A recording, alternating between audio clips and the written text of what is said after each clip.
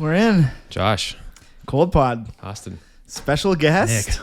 Nick Marian, owner of Expo Vintage, as well as the Expo Outlet, which is a venue that we've talked about many times on this podcast. Yeah, we have.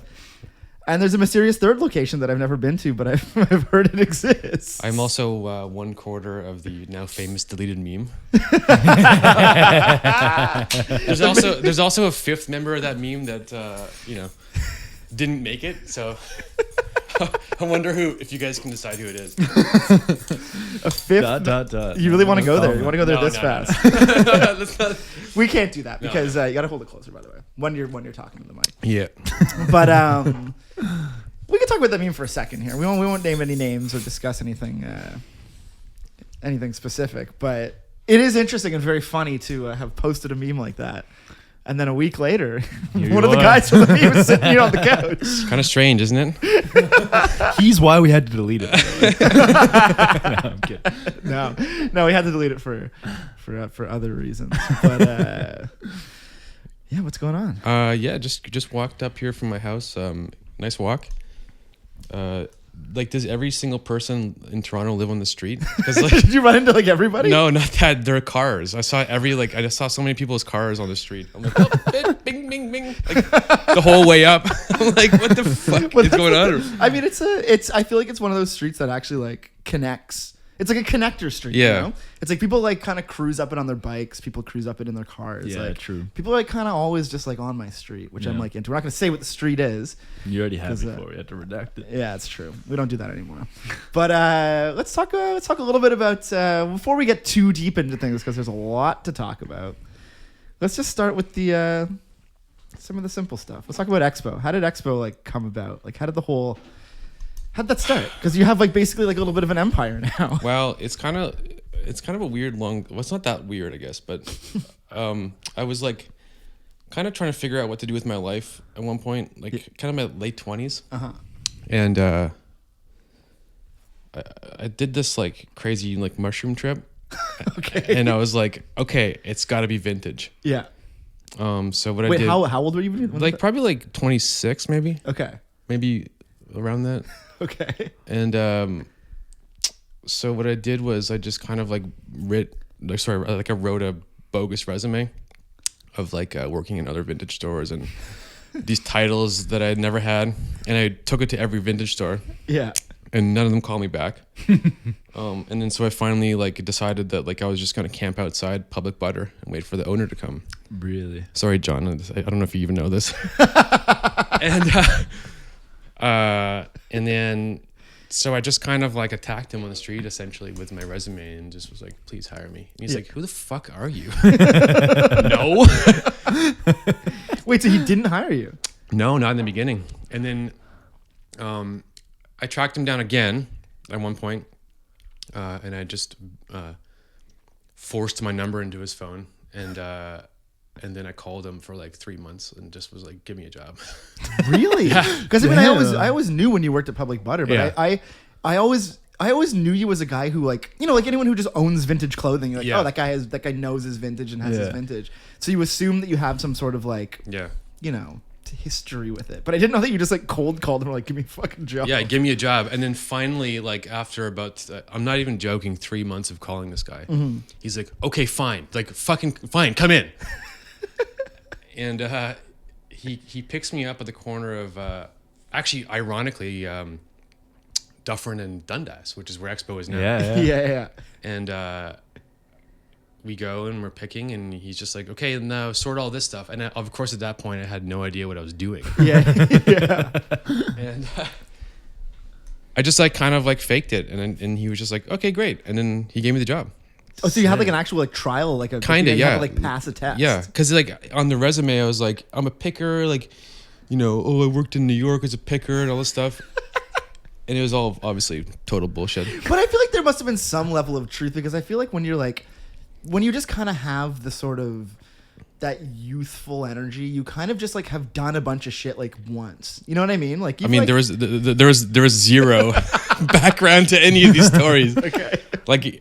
So and then I guess I just kind of impressed him, and then I ended up becoming like one of the main buyers for them for like, I guess 10 years. Yeah. Almost. And then at one point, John and Bernie, like both of them were just kind of like, obviously you have like a different approach to this and a different drive. So you should just go open your own store. Yeah. Damn.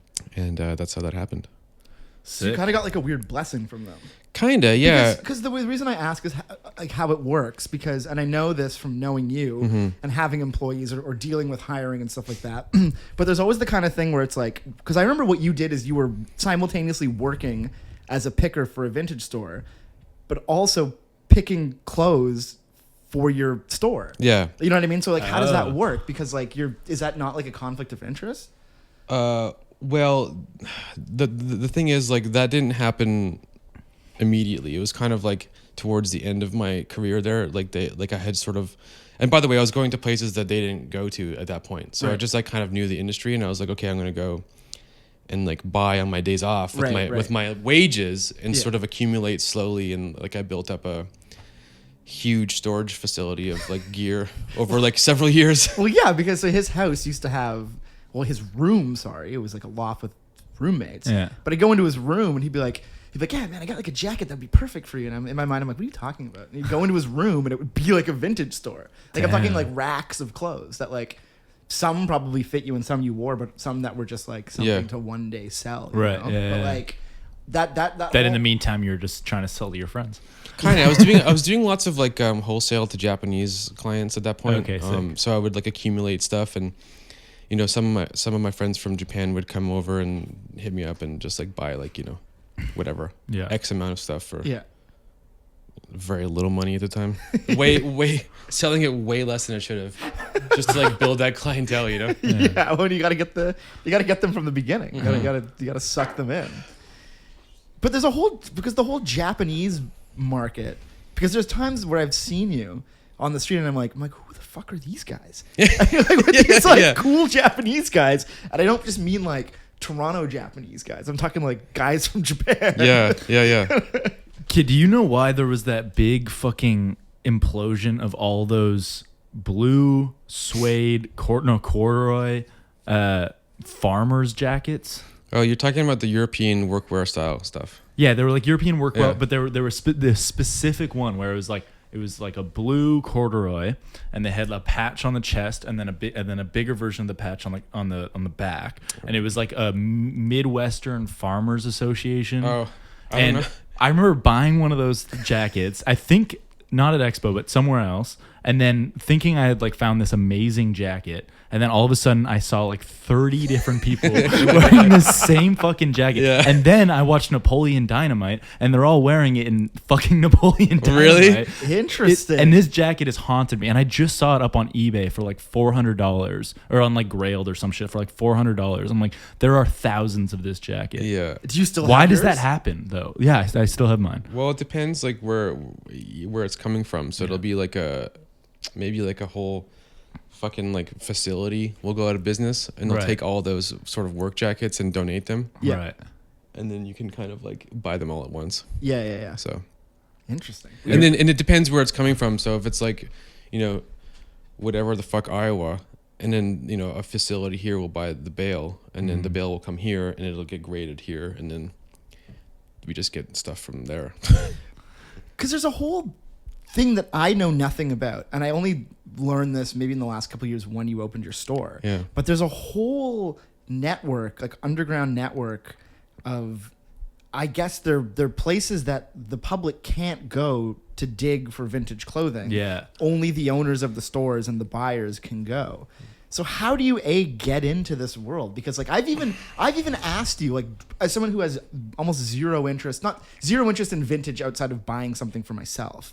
I was like, what's the spot? Like, where in the city even is it? And you're just like, can't tell you, man.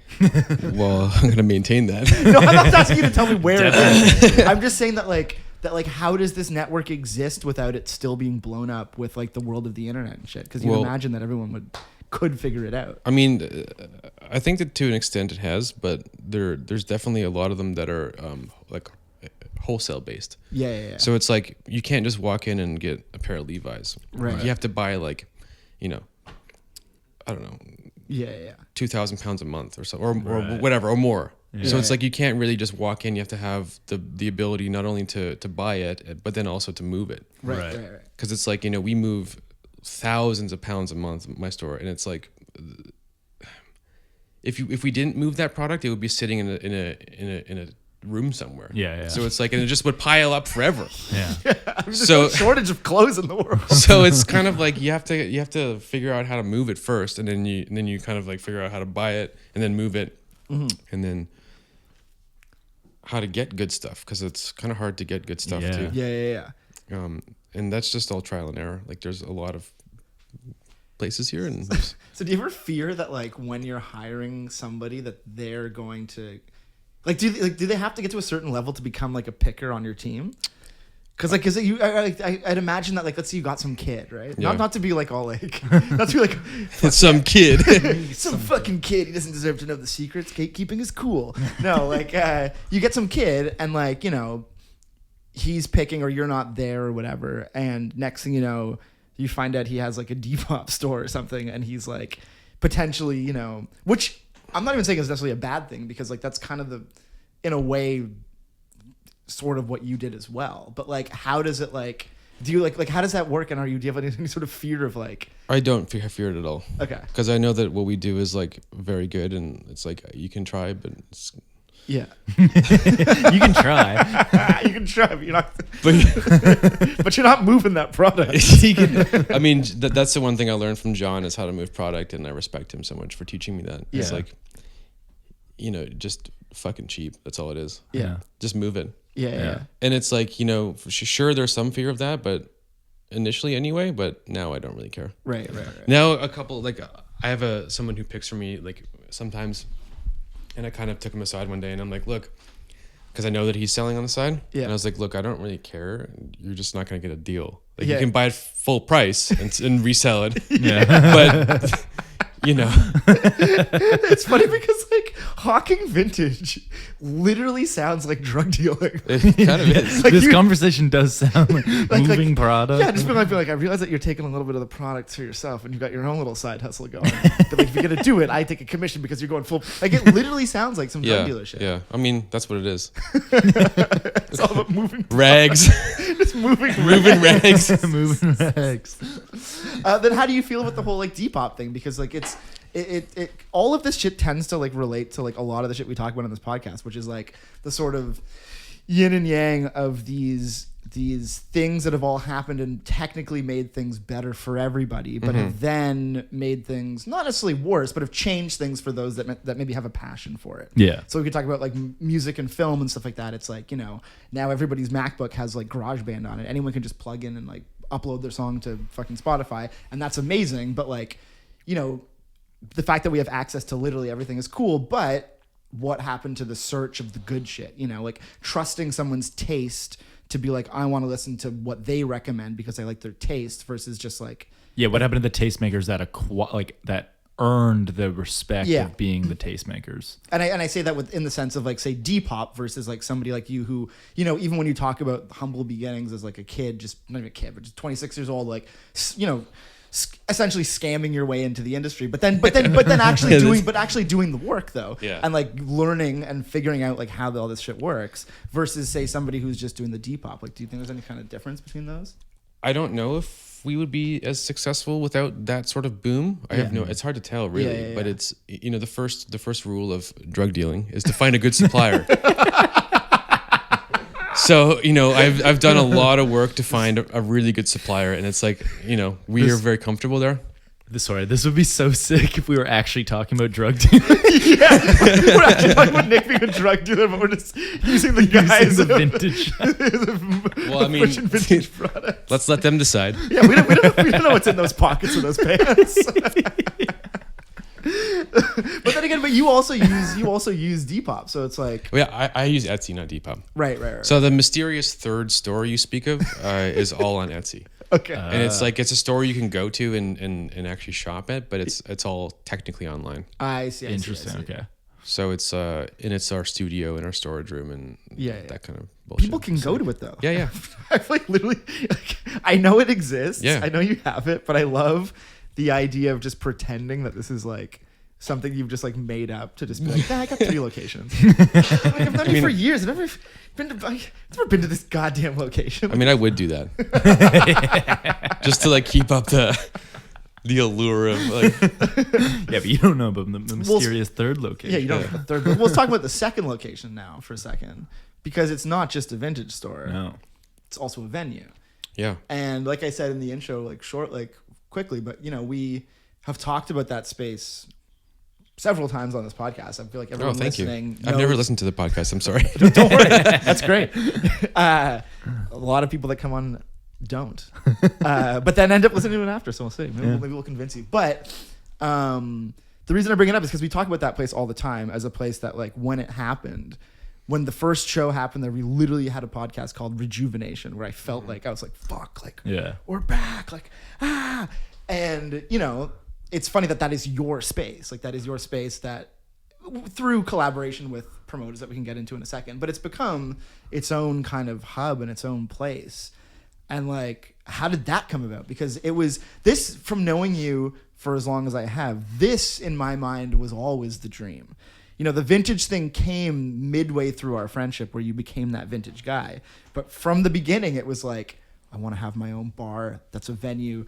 That's like a fucking skate park. That's like also a restaurant. Maybe that last part hasn't happened yet. But you know what I mean? It's like, that was like in my mind the like master plan. And I think you like did it. Yeah, that was always part of the big plan, and that was always part of the big picture. And like the clothing was a way to like sort of build that and facilitate the growth of that. It all relates to drug dealers. Yeah. I had to make that initial $100,000 was moving weight, and then we opened the big thing. Then we legitimized. I mean, like, you're not wrong, and that's kind of like how we did it. And like, the hardest part of anything is building a name for yourself. Mm-hmm. And so we've, I think, done a lot of work in building that name. Yeah, and totally. In a relatively short amount of time, by the way, during the most harsh economic, crisis that will ever experience. Yeah. Yes, you opened the first one right before COVID? November 2019. That's insane. So like first quarter directly into winter. And I'm like, oh fuck. And then it's like, then we get to March and I'm just like, okay, great. Like, let's just fucking close down for 3 years. Goddamn. Shout out to you for actually like making it through, because there were certainly a lot of bumps in the road. Let's try not to use the C word so we don't get that damn disclaimer on the podcast, but you know what we're talking about. Yep. But you did it. You did do it in the end. It was really hard. And you also like kind of like you kind of fought a little bit too. I fought a lot, man. I was really angry at the government, and I was really angry at sort of the, for me to say that, I'm 100% not an anti-masker, and I'm not, a denier in any way. Yeah. I was very like pro safety measure, but, there's a lot of things that really pissed me off about all that. Yeah. And, I don't really think that a store like mine had any right to close. Yeah, I agree. Like at all. I was like baffled because I lived in Vancouver during the pandemic. Oh, okay. Sorry. I didn't know. Sorry. Sorry. Wait, when did you move here? Well, I lived here from 2015 to 2018, and then Vancouver for 2 years. Oh, great. And then I moved back. Yeah.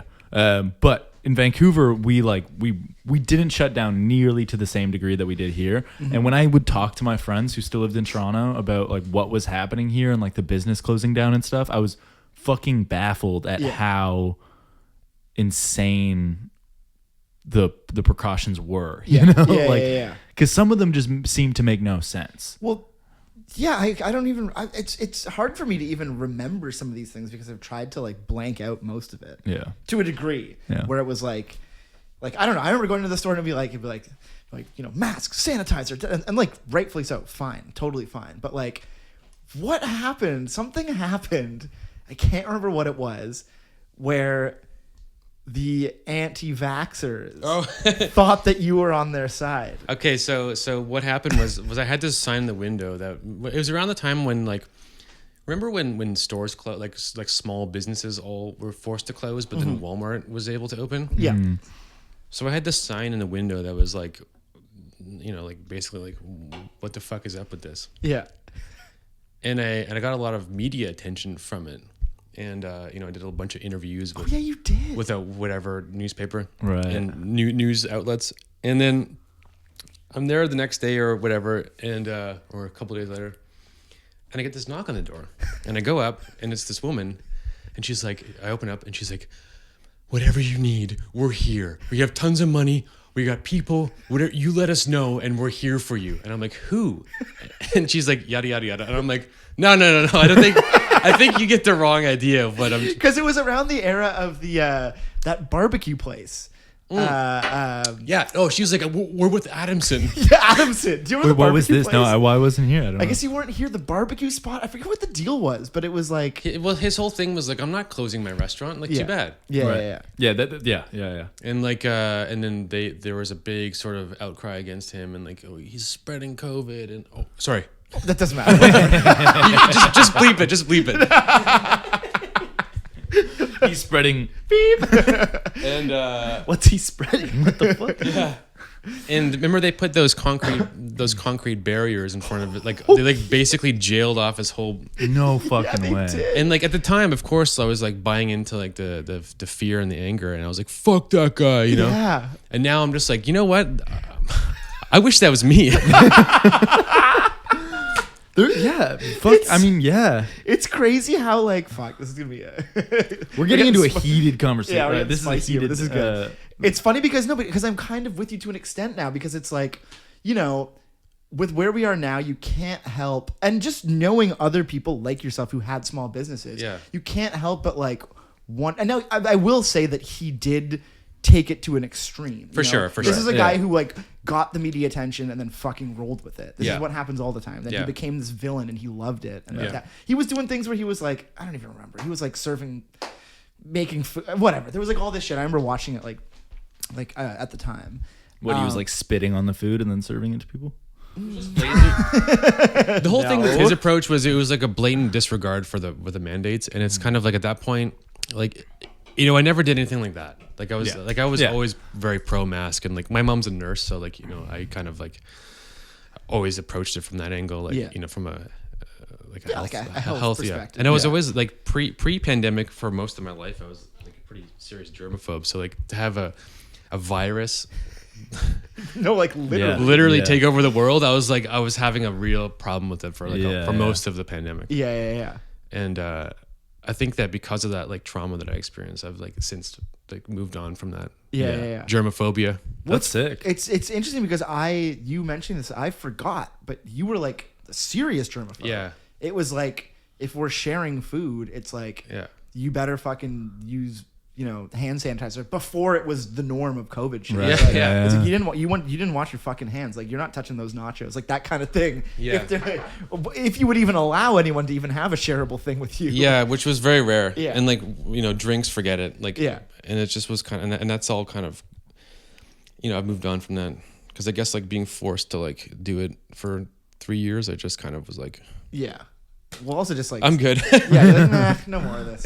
It's like a pros and cons thing, because like on one level that does make sense to be that much of a germaphobe. Yeah. Like if you look at things completely and logically, then it's like, yeah, okay, fair. Yeah. But you lose out on a certain amount of life when you live that way. But the one thing I will say is like, we always like, we can talk about all this shit, but like when I was masked the fuck up and I was sanitizing every time I did anything, I didn't get sick once. Yeah. So it works. Like, come There's on. no fucking surprise that it works. works. It literally Anyone works. who's arguing that it doesn't work is stupid. It's like, wash your hands and cover your face, like in small, close spaces. Yeah. You're probably not gonna get sick. Yeah. Well, that's why, because of that was my logic most of the time during like most of the pandemic. Yeah.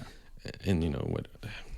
But that was definitely like an era where there was such a divide. Where I remember you were truly like rallying. I remember watching it and being like, oh no, I think you might be one step away from going full anti-mask. No, yeah, but no, there was like I approached it from a certain sense of logic where, in my opinion anyway, like I love the store next to me. Yeah. I'm not. I don't want I'm just preface. This is not talking shit about them. I love them. Yeah. But they're open the whole time, right? Yeah. And it's like, why is this store next to me that's open allowed to have whoever they want in? Yeah. Right. And it was like it was a food store. Right. Yeah. And I can't have anybody in. Right. Right. You couldn't even have a single customer. No. That's insane. What was it? Oh yeah, because I remember, 400 days. Yeah, I remember you literally had to, if you bought something on Expo from Expo Instagram, you'd post story sales. Yeah. And if I'd be like, oh, I want that shirt, and I'd have to go to the front of Expo. Yeah. Wait there, text you, be hand like, it out the door. like, here you go, and I'd hand you like $40. Yeah, but there was felt like a drug deal.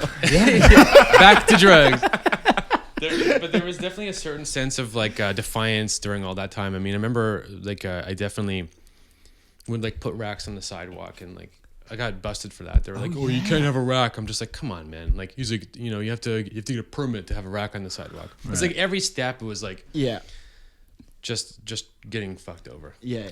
It was. I think it was eye opening for us to see how, kind of just like us, the government was. How they were just piecing it all together. And I think in a way we kind of like had like a. When you're like a child and then you all of a sudden grow up and see your parents are also human. We had the same thing happen with our government. we were like, whoa, they're fucked up. They don't know what they're doing. They have no fucking clue. It's because that's pretty much like when we grow up, we either hate the government because we're defiant little children, or we like are like, oh, the government knows everything and we need to like support them because we're stupid little children. And then you get to the point where you're like an adult and you're like, oh, the government's just kind of like us and is trying to figure it out as they go along. And that was exactly what happened. And a little stupid. Yeah. Just like us. And then you go a little further past that and you're like, oh wait, now the government's just a child. So Right. The government is a child entity. Yeah. It's like who's really in charge here? It fully is a child. Yeah. It's like, especially democracy. Democracy is still in its child form. It certainly is. Moving on. Will it hit puberty? No, but so circling back to post COVID now, when you open the outlet store, which doubles as a music venue, which we didn't even talk about. So I don't even know how we went there, but that was sick. How did that come about? Because as I was saying, in my mind, that was like, having known you for so long, that was the dream all along. Yeah. The dream has always been for every fucking kid, anyone who's ever played in a band, skateboarded, whatever. Yeah. The dream is to have your own clubhouse. Yeah, for like, real. Literally, that's all any like I mean, it goes beyond genders, but for the sake of us being dudes, like it's what any teenage boy wants. Yeah. I mean, like I said, it was always part of the big plan, and like that was something that I had always envisioned, even as a kid. I grew up skateboarding Toronto downtown, and it was just kind of like, I had those places like Shred Central and a Drift, ultimately, and like there was nothing else that really sort of. Oh, I guess Soy Bomb for a while had that. Yeah. And there was nothing that really kind of like was holding the torch, and it was just kind of like the natural thing that it just happened so strangely. Like I remember we like Rich and I were talking, and it was just kind of like, oh yeah, so then we'll get Greg to do the shows and Vans to build the ramp, and it just like 3 months later, it's like here we are. That's so sick. It wasn't really kind of like like work. It was like, well, I mean, yeah, it was work, but it was like it just all happened at the right time. Yeah. And I think the hardest part, and correct me if I'm wrong, but the hardest part with any of this is finding and having the space. Yeah, it took a long time, and it was. I definitely looked at several spaces, and I finally got that one, and I meet the landlord, and he's this eccentric criminal defense lawyer, like a crazy, like a really cool guy, but just like really wacky, And he's like, who the hell are you? Like, why would you think I'm gonna rent the space to you? Which, by the way, you should tell even Austin and the listeners, what was the space before it became a vintage store? It was an auto shop, first of all, and then it was like a home hardware like tile fucking factory. No. And then so it's for rent, and it just happened to be during like the whatever 5th lockdown, and I meet with the owner. I go to his office. He's like, sit down. Sit down, and he's like, pitch it to me, and I just go off on this like whole tangent. I went like total blackout. Yeah. Like just talking for like an hour and a half. Pitching kind of cultural capital and like all that kind of stuff. And then he's like, okay, all right. So he stands up and he's like, let me think about it. And I'm walking towards the door, and he goes, one last question. What kind of beer do you have in your fridge? What? And I say, I obviously have Miller Highlife, sir. And he was like, me too, brother. No fucking and then way. and he gave me a big hug, and he's like, okay, let's do this. No fucking I swear to God, way. Miller Highlife sealed the deal. As it fucking As it should. Shout out to Miller Highlife, which Nick is Holy drinking right shit. now. Out of the We're, bottle, by the way, not the can. Yeah, No, we're drinking. never the We're can. drinking Budweisers on this side over here. Well, speaking of the High Life Fuck, thing, that's insane. which is nuts because High Life, I remember when it was impossible to find in the city. You go, yeah, it was. To the point where I don't even know. Like, I would argue that maybe it wasn't available. It for a wasn't. while. No. It came here when I was actually sober, and I was like, this is a cruel joke. Because I used to drink it in the States all the time, and I I was sober for like almost 3 years, and it came here during that time, and I'm like, why? You're taunting me. So that would have been like 2016 or something. I don't know. Yeah. Around then. Damn. But because I also remember the sort of Miller train from our brothers in the United States of America. Yeah. But I remember you could get MDG here. Yeah, but it sucks. Miller Genuine Draft. Yeah, Terrible. It's not the same. It's not the same. It's just a weird bro beer. Yeah. And bro beers are okay, but that one not so much. Yeah, we're drinking Bud right now, man. Yeah, but Bud's Budweiser is the king of bro beers. yeah, but Budweiser is classic. It's a classic beer. It's true. It's just a classic beer. The king of beers is champagne of beers. Yeah, it's just good beers. But I remember also going to the States or going to New York and having High Life and being like, this is sick, and also having Miller Lite and being like, this is sick. And I remember when they brought Miller Lite to Toronto. Everyone was like, oh my God, Miller Lite is here. Like, yes, but the recipe was all wrong. It didn't taste right. Oh, really? It was awful. Because it was made here. It was made by Molson. It sucked. I remember going out and buying it when I saw it in the LCBO and being like, yes. You remember that summer? It's like, it's here. I know, and everybody was drinking it. And I was like, guys, it's not the same. But with the Miller High Life thing, when it did potentially show up, you claim this to be true. Okay, this might be a little bit of Nick folklore at this point. But I'm going to tell you what I remember. Mm-hmm. It was actually once again during a lockdown. Yeah. And I had to wait in that stupid fucking LCBO line So fucking long. for 4 hours to get some warm beer because that's all they serve. They're like, "Oh yeah, you can buy it, but you got to go home and refrigerate it for 2 hours."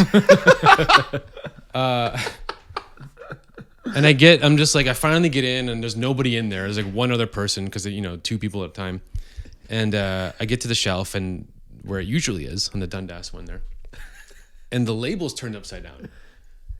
So I'm like, okay, the price code is turned upside down. Right. So I'm like, okay, this is interesting. So I'm like, what's going on here exactly? So I ask one of the clerks, I'm like, what's going on with the bottles? Are they coming in or what's going on? So he looks on the computer and he's like, oh, it looks like they've been discontinued. And I'm like, are you fucking kidding me? You discontinued the High Life bottles? I'm like, you better give me a number right now who I can call. And so he actually does give me the number of the LCBO, whatever. Headquarters? Yeah, the headquarters. And I called him and I'm on the phone for 3 hours on hold because I guess everyone's calling about something. And I get to this person and I'm like, listen, what the fuck is up, man? This isn't funny. First of all, you're going to tell me I can't see my friends and then I can't get a Miller High Life bottle? This is enough. And they're like, oh, I don't know what to say. I'm just like, you better give me the number from Miller right now.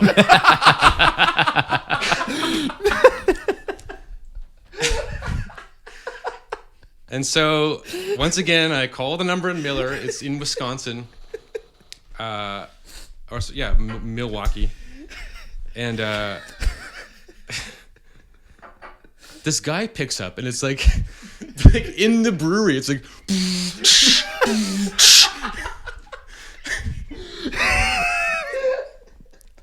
He's like, Miller!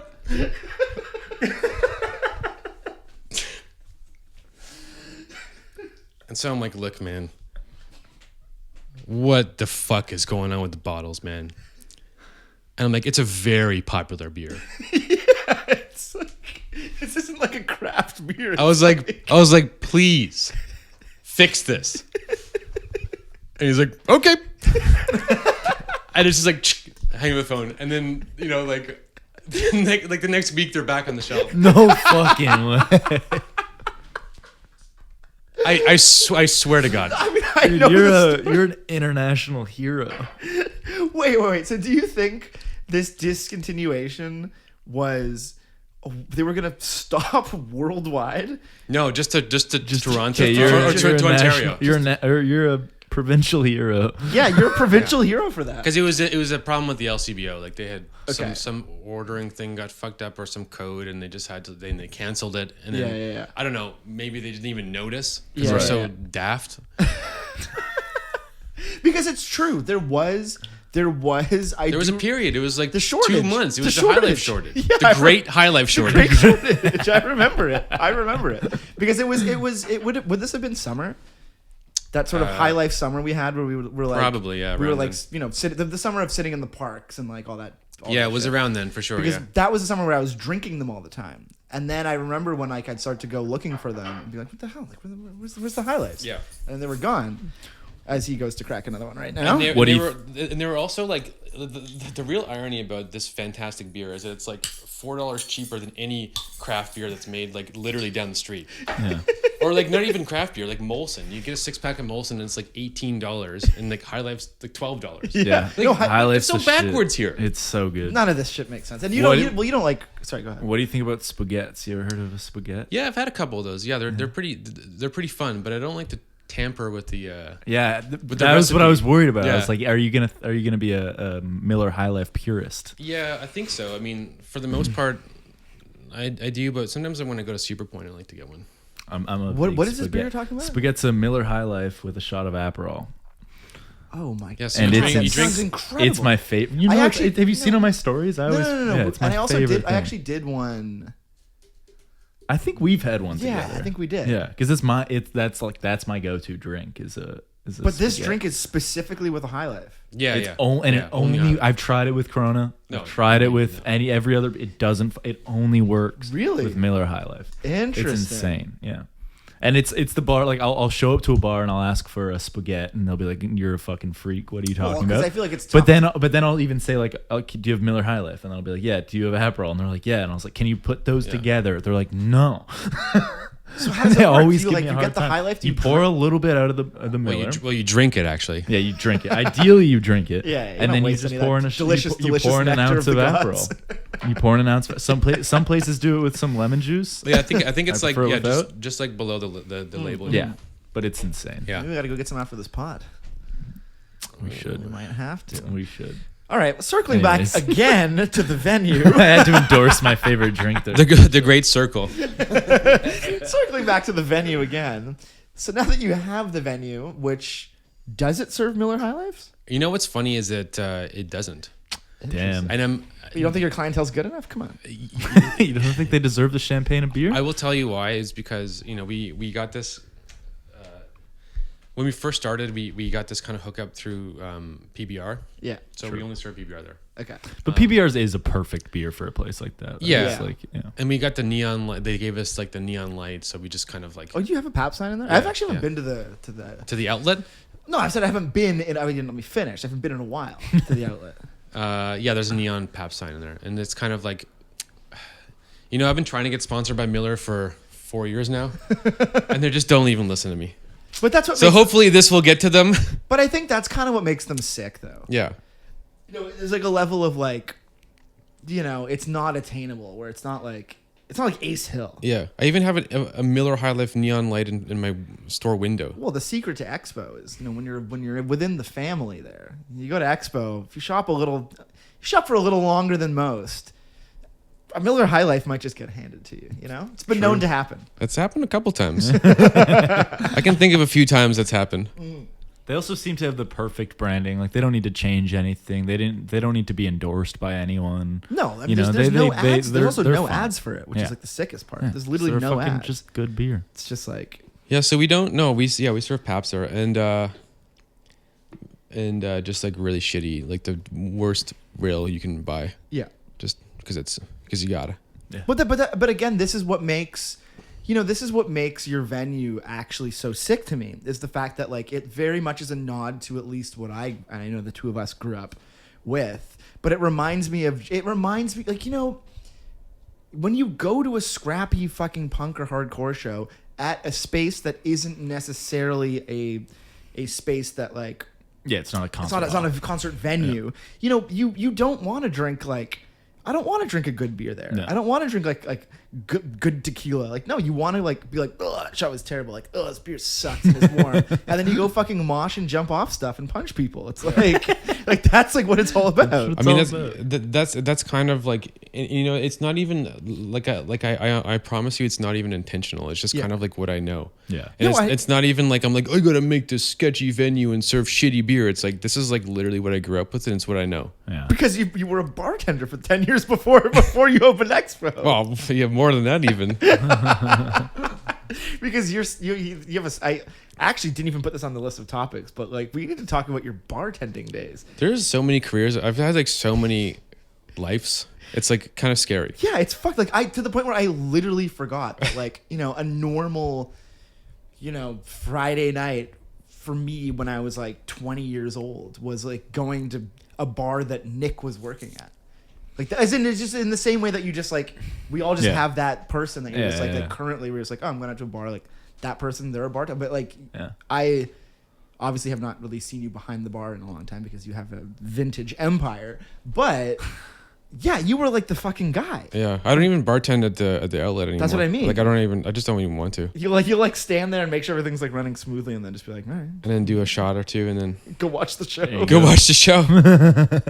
Stand on the bar and watch the show. Yeah, I do that a lot. Yeah. So you were bartending in the city, and then you were also bartending in New York. Yeah. So I moved to New York. Well, it's kind of weird how I ended up there. I kind of went down there because I was completely in love with this girl, and I moved down. In New York. Classic. Yeah, well, she's from here, and so I went down there, and I was like, I'm gonna get her. And then it just failed miserably in the first like couple days. So I was like, okay, whatever. Sorry, she was living there. Yeah. Okay. And then so I kind of knew like Mike and Brian at that point. And I knew Ario, obviously, and who owns Big Bar, best bar in New York, by the way. That's actually true. And so I was hanging out with those guys, and then I met Holly, and then then I just ended up kind of staying back and forth for like 3 years almost. Were you living in Brooklyn, or were you living in? At the time, it was Brooklyn, and then for a bit I lived in Manhattan, like on Clinton Street. Okay. But it was like Brooklyn, like Greenpoint area, and like I think 2007 I was there.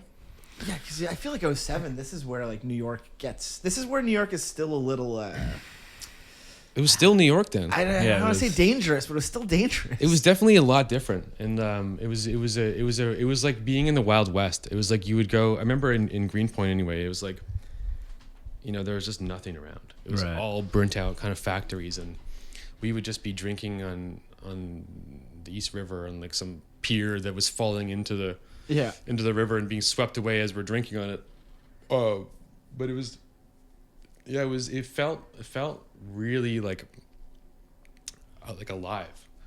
And not that it doesn't now, but it felt alive in a different way. Yeah. And it was like you really had the sense that you could do whatever you wanted. Yeah. It was like a playground, The cops didn't care what you did. Except for that one time when Mark and I got that drinking ticket.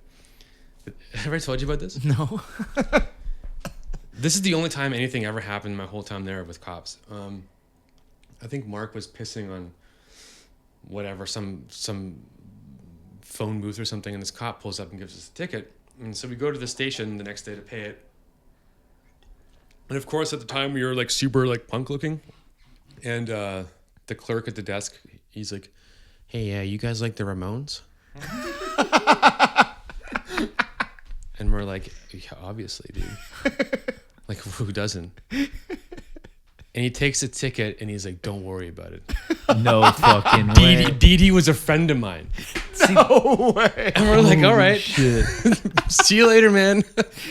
See, like, that's why New York is sick. It's that Exactly. shit like that can happen. Like, That like- shit can't happen. Even if the fucking clerk in a, Ontario office or whatever likes the Ramones. He wouldn't be able to say it. He wouldn't be able to like, do that. like it's very plausible that they were friends. Yeah. It's like that's the kind of shit that's like it's true. I'm just Yeah. gonna, for the sake of it, like that's true. Yeah. Like he was, but that's the best part about New York is like that shit is And there's just I feel like a little bit less bureaucracy there, where it's like, And also like no offense to Toronto, but like if you get in trouble here and you're dressed like a punk and someone's like working at the cop station, what band would they even say that you would be like, Yeah. oh, sick dude, right, true. That's like, yeah. You'd be like, yeah, I was really good friends with the Barenaked Ladies. You're like, yeah, just give me the ticket, buddy. Honestly, I think that band is the worst band of all time. I mean that so sincerely. I might have to agree with you on that one. Yeah. And I've said that many times. Like, people can back that up. I think that they fucking suck. You've been true to your hatred of the Barenaked Ladies. No, they. Well, it's unfortunate. They're what sucks about like Canada. Yeah, they are the epitome of like, yeah. No. You know what I mean? Yeah. Like, unfortunately, like a cool place literally can't spawn that. Yeah. You know what I mean? Like even. Imagine Barenaked Ladies coming out of New York. but like no cool like even like when you look at like any other city than Toronto, even some of the worst shit is like it's like pretty good. You know what I mean? But like that is like so like abysmal that you're almost just like yeah, of course these guys are from Southern Ontario. Yeah, what's like the equivalent, like Counting Crows or something in the States? Yeah, and those guys suck too, but like not as much as the Barenaked Ladies. Yeah. Sorry, guys. We just talk shit about everyone. Yeah, I know. In that one sentence. No, we love Toronto. Hey man, I love Toronto. I'm a big Toronto supporter. We'll get to that as well later. Like we're all huge fans of the city here. Yeah, that's why we're here. Yeah, that's why we're talking. That's why we're doing. That's why we're doing right this. now. Is because we love the city. But Yeah. with everything that you love, you also have to roast. Agreed. But with the New York shit and like in the aughts, like I feel like it was because I wasn't there. This is before my time. I feel like that was when I feel like you were there and maybe I feel like I was there in the very tail end of like New York, but I feel like you were there just before where it was still like the world seemed like 2007, Like the last golden period of New yeah, York. of just stuff. Well, I remember. everything. Yeah, I remember 2008, like when the financial crisis happened. I was working in a bar then, and I remember like it really felt scary. Mm-hmm. Like I remember like one day this guy came in a suit and a briefcase. He's like, "Oh, I just got fired from Lehman Sachs and I need a job, man." It's like that was the vibe. Wow. Whoa. Like he's like, I got to pay I need money.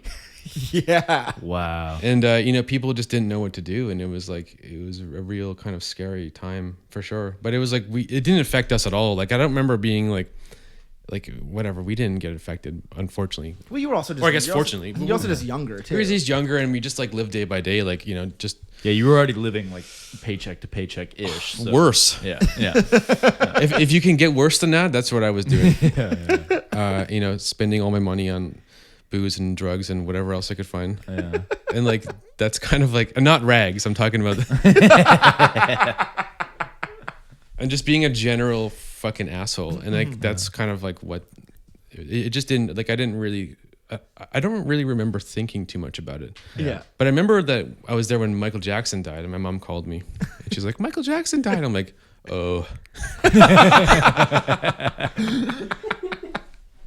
Like, oh, cool. I was down by like I was in Tribeca actually. Yeah. I was by the what's that hotel there on the corner? That one that's like, I don't know, whatever. Doesn't matter. I don't know. That nice one that's like on the very corner. It's in Tribeca down there.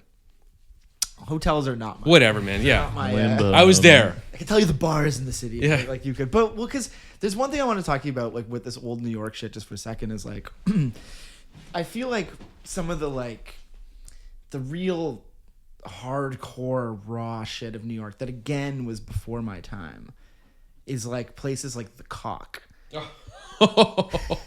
Did you work at the Cock? No, I didn't. But I worked for one of the guys that like a bar that I worked at. Yeah. The owner also owned the Cock.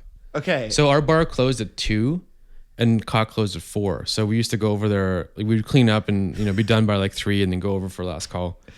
So explain to Austin what the Cock was. Yeah, tell me about the Cock. The Cock was like this legendary like Lower East Side gay bar, and it was the vibe in there was just kind of like anything goes, like anything, and it was such a good time all the time. Yeah. And like, we were kind of, they kind of gate kept a little bit, but Yeah. we were like kind of in the family, so they let us in all the time. Yeah. But just walking in there, it was like just always fucking packed full of like awesome people. Yeah, And yeah. having the best time. Yeah. But the walls were all kind of painted black, and there was no lights. It was just like one light under the bar facing the bartender, and it was just kind of like, yeah, it was just a wild time. I think it still exists, but I don't think it's the same. I haven't been to the new one. Oh, yeah, there is a new one. I think there is. Yeah, I'm not sure. 100%. Either way, it wouldn't be the same because I remember walking by the Cock once. Yeah, Maybe like towards the end of its like existence. It was Yeah. on a corner, right? it was at like second and second or something. It was around Okay. there. Yeah. And I feel like I remember I never went in, but I remember like maybe was there like the year it closed or something. But it just always gave off that really sort of like, East Village kind of Yeah. just like not to be like quote unquote real. Someone's going to make fun of me for saying quote unquote because I say it all the time.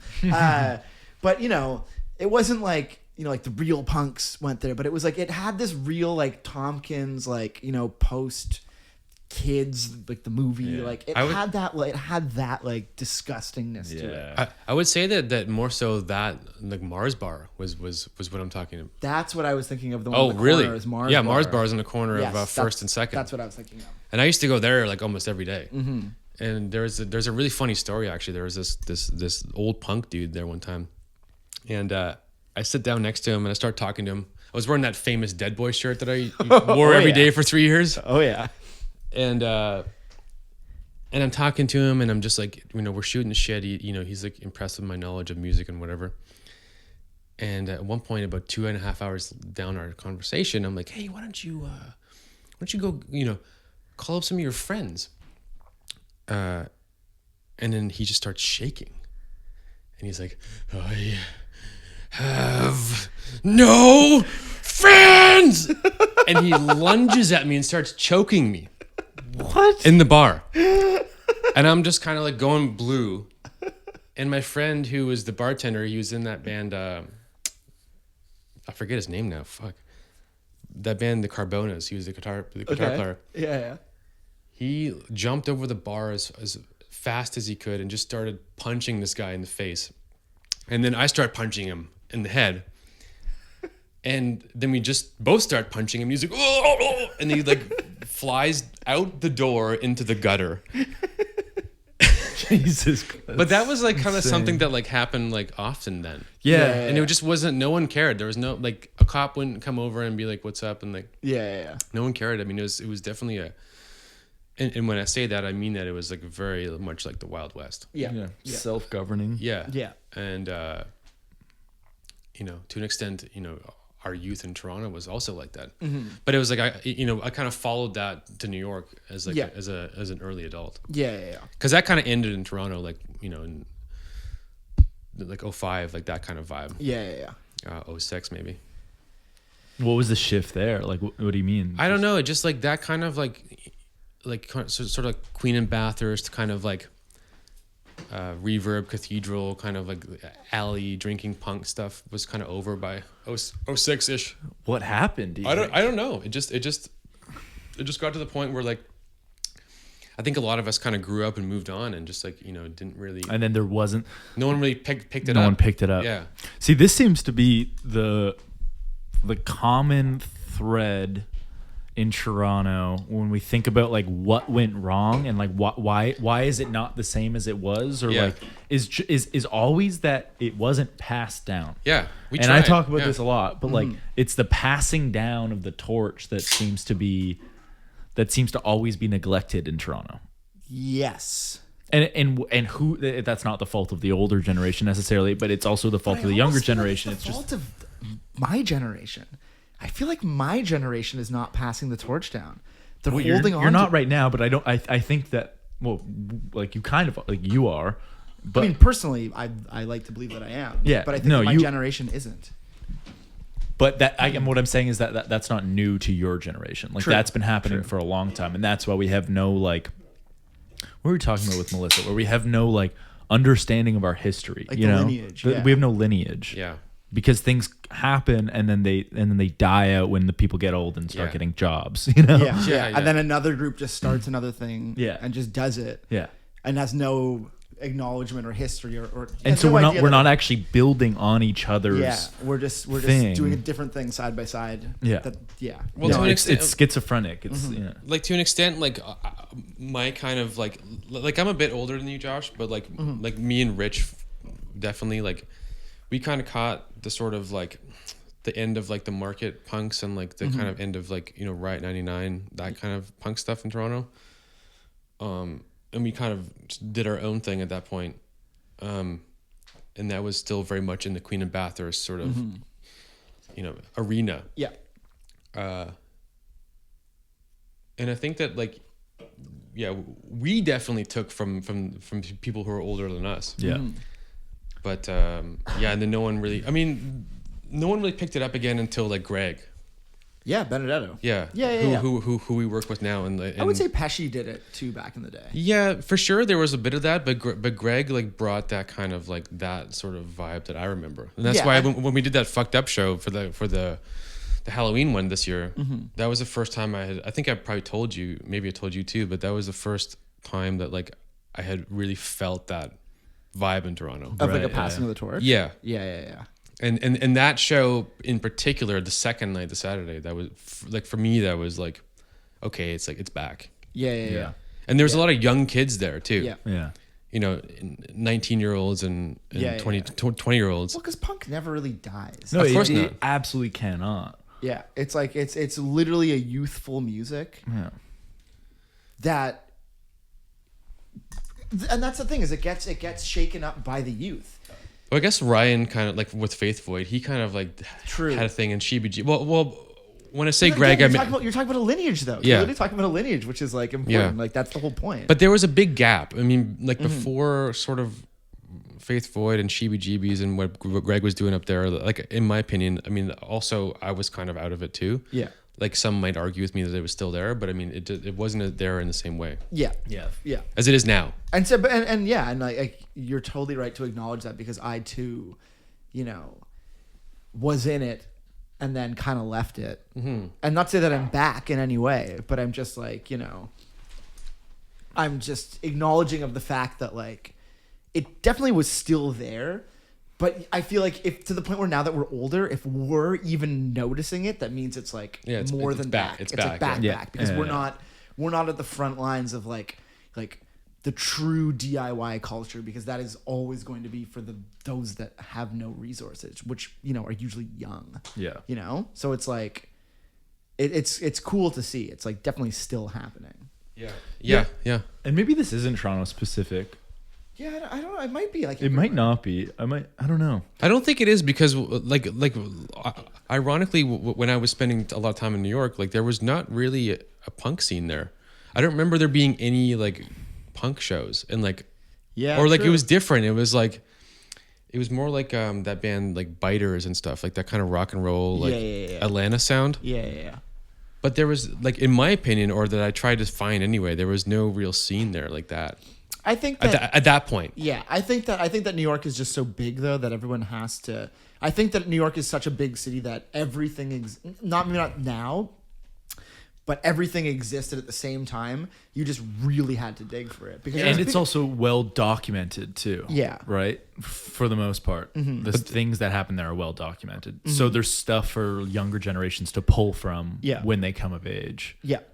Well, and honestly, New York, just like we're saying, New York has a storied history that, like you said, is documented. Yeah. So it's like, it's literally, we can talk, like, the fucking guy that had your ticket for peeing very well could have been friends with Dee Ramone. Yeah. Because we know that we know the origins of at least New York City punk and whatever. It's like, it moves forward.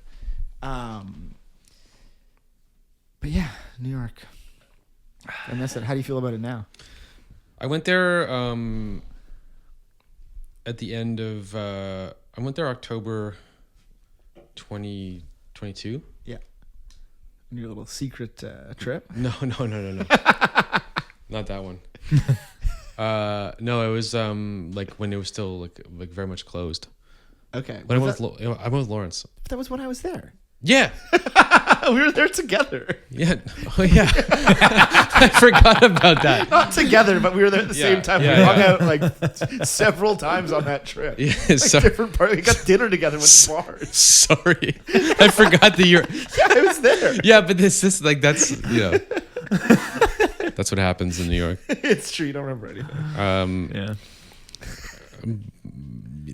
That was really fun because that felt pretty cool. And then I went back kind of, within the past like 6 months I went there. And I still love it. I always love it. Yeah. The problem with New York for me is that there's a lot of ghosts there for me. Right. So I have a lot of like darkness there, and I have a lot of I hesitate to call it trauma, but like one of my best friends from there passed away, and it's very difficult for me to go to certain areas. Right. I'll turn a corner and I'll be like, oh, that's where like, me and Brian did this. Right. And it's tough sometimes, but I went on this trip there to go see Royal Headache actually. And it was a great time, but I went a week before everyone went down, like Jonah and Sean Callback all came down and Mackenzie. And I went a week before, and I spent the whole week with his mom, and we kind of like walked around and basically cried and held hands for like a week. Yeah. Damn. So it was tough, but it was necessary. Yeah. Sounds cathartic. I feel like those things. Yeah, and I feel like that's good. That it's good to not to say close that chapter, but to have. I feel like that is, and closure is the wrong word because it makes it seem like it's like final. You're never going to think about your friend again. I don't mean it like that at all. No, but I understand what you're saying. Yeah, it gives you closure to like. I feel like that feels maybe that you can maybe start new with New York for sure. And create new memories with it, and like look to the future. Well, yeah, because I was in Turkey when he died, so like I was basically in the Middle East, and like I couldn't go to the funeral. Right. So it was tough, yeah. Yeah. Have you guys seen Senior yet? No. Senior? It's Robert Downey Jr.'s documentary on his father, Robert Downey Sr., who's one of my favorite filmmakers. I did not know there was a Robert Downey There's Sr. a Robert Downey. I didn't either. There has to be a Robert Downey Sr. Yeah, it's true. There has to be one. The junior implies the senior. It's a really beautiful documentary. I thought it was great. I don't know, but Robert Downey Sr.'s been one of my favorite filmmakers for a long time. Sorry, but I can't not laugh at you saying Robert Downey Sr. You gotta watch this documentary. But the reason I brought it up was because it deals a lot with like this idea of death and stuff. He passed away, I think, last year. But it also deals about New York, so that was why it was like very topical. And there's this one quote in it that I thought was like really kind of captured, and I've only been to New York once, this, everybody knows this. But it really captured my feeling about New York, and so it like affirmed what I had already thought. And it was pretty much this idea that like everyone is a freak in New York, and there's so many fucking freaks in New York that it's okay for you to be a freak there. And so then that just breeds a city of people who are just being pretty much 100% themselves. And Robert Downey Sr., if you've ever watched his films, they're fucking insane. His Putney Swope is his most famous film, and it's about this It's about this advertising agency whose CEO dies randomly at the table, and then so they have to elect a new CEO, and then they all vote for the black guy because they all think no one else is going to vote for the black guy, and then he gets elected because everyone voted for him, and then it goes, "Don't worry, I'm not gonna shake things up," and then it goes. And then it cuts this insane transition. It's just like, I'm going to sink the boat. And then it cuts to it in a whole boardroom of everyone's black now. What? It's when did this come out? This is like 1970 probably. Damn. Or earlier or So around what there. you're really but saying is Robert Downey Jr. is a Nepo baby. He's a big Nepo baby. I did not But know his that. dad is the GOAT. Okay, So. interesting. Anyways, and that, Well, I have Gotta to watch watch it. this. You gotta I'm going watch to do Bunny it. I'm going to watch it. All right, you know what we got to talk about now? We got to talk about the weather, man. Oh, God. yeah. Dude, I looked at my... You know the what? weatherman. Where do these guys get their training? Where do you go to school to be a meteorologist? Is there even a course? I don't think so. I think you just you literally just get picked out of a fucking hat. Like anybody could do it. Like you look outside and it's like, oh, looks like it's gonna rain. No, but no, seriously though. But this whole kind of look at I open my fucking. We're expecting a big storm tomorrow. Yeah, it's gonna be. This is so perfect because the last time you're supposed to come on the pod, Yes. and I think I had to cancel Because of the big storm. because of the big storm that was supposed to happen. It never came. No, I mean, it didn't. It came, but I would have been fine. Yes. And anyways, it was annoying because I literally drove up early and missed this pod because of this fucking storm. And then Josh was like, "You know that this guy has like a big conspiracy around the fucking weather, man, right?" Well, look at and then tomorrow is another big storm. I know. We That's picked supposed to we happen. picked a great night. So let me just. So I just opened my new. I just got an iPhone, by the way. Oh, I know. And this is Wait, really for the first time? Yeah, because I was okay. I had this Android for about 10 years, and everybody knew it because of my Instagram posts all the time. They're like, "You gotta get an iPhone." I'm like, "Yeah, okay, I'm gonna get one." And then finally I get one, and I'm texting people, and they're like, "Oh, boo bubbles." I'm like, "It's the same. It's so true. Nothing changed." Even when he was texting me, he'd text me from his old phone, and it'd be green, and he'd be like, "Hey man, what's going on?" And I'd be like, "Yeah," I would be like. It felt very final. I would never chat. I'd be like, "Yeah, okay, buddy." Yeah, sending an email. This is what I'm saying. But now that they're blue, it's just it's fluid. This is what I'm saying. It's it's the same, but now I'm like on a Friday night, if I wanted to stay in, for example, with my Android, I'm looking at my phone and it's like 0 text messages. Now it's like 50 because everyone's like, "Ooh, I want to chat with Nick." I'm like, it's the same fucking thing. That is so true. The green messages feel so much more final. They feel final. I've never thought about They're it like not that. conducive to banter. But it's They're just not conducive to green back and forth. versus blue. It's Josh. It's the same. You know what it is? Is though? it the lack of the delivered? No, you know what it is? Yeah, actually, that's a good point. It's the lack of the delivered on the bottom. But you know what it really comes down to? I've literally been thinking, after you said this, I've been thinking about this for the last 2 days when you were like, everyone's texting me now. And I was like, I think because we're used to when cell phones came out, initially it would be 100 text messages a month. Or 200. There was always a limit on text messages, and there was a point where there was a split when iPhones came out. It'd be your deal, with your plan, you'd still get 100 text messages. Yeah, and I feel like that doesn't exist at all anymore. I think all text messages are for the most part unlimited on plans. I hope so. But imagine you guys fucking plan has 100 texts. I feel like people still think about that and have that ingrained into their brains. That was so funny when you had a certain amount of phone time, phone call time. That was crazy. So Where did these rules come from? This is total bullshit. Honestly, look at where we are it's now. think about it. Someone was just you know what? Let's only give them 7 minutes. But you know what though? Honestly, with where we are now with phone usage, I kind of wish it was back. If that was back, I would be like, ooh, better save my screen time. So here I am. I open my weather app here, and here's the first word or first 2 words rather. Snowfall warning. Listen to this language. It's a warning now. And then it's Environment and Climate Change Canada. Snowfall warning. That sounds like end of the world shit, but it's just a snowfall. It's fucking January. Isn't it supposed to snow? I mean, what's more troubling is the fact that it isn't snowing. Yeah. So true. But do you not feel, because I remember we've talked about this, but like there'd be times when it would be, let's say a Wednesday, right? Or let's say it's right now. In fact, let's just speak in the present. Right now we're expecting supposedly a snowfall warning for tomorrow. Yeah. And you're always talking about how because of this warning, it's going to affect your business. Yeah, it will. Streets are going to be dead. Yeah. Because of this warning. But so many times you've posted these videos being like, well, like look at the sky, like blue, like no storm, nobody on the streets. Yeah, zero. I talked to on my way over here. I got a falafel, and the woman at this Lebanon Express over here, she's so nice. She's like, "Oh, big storm coming." I'm like, "Really?" She's like, and she's like, "Oh, I don't know if I'm gonna open tomorrow." And I'm just like, "Really? Where are you getting this fear from?"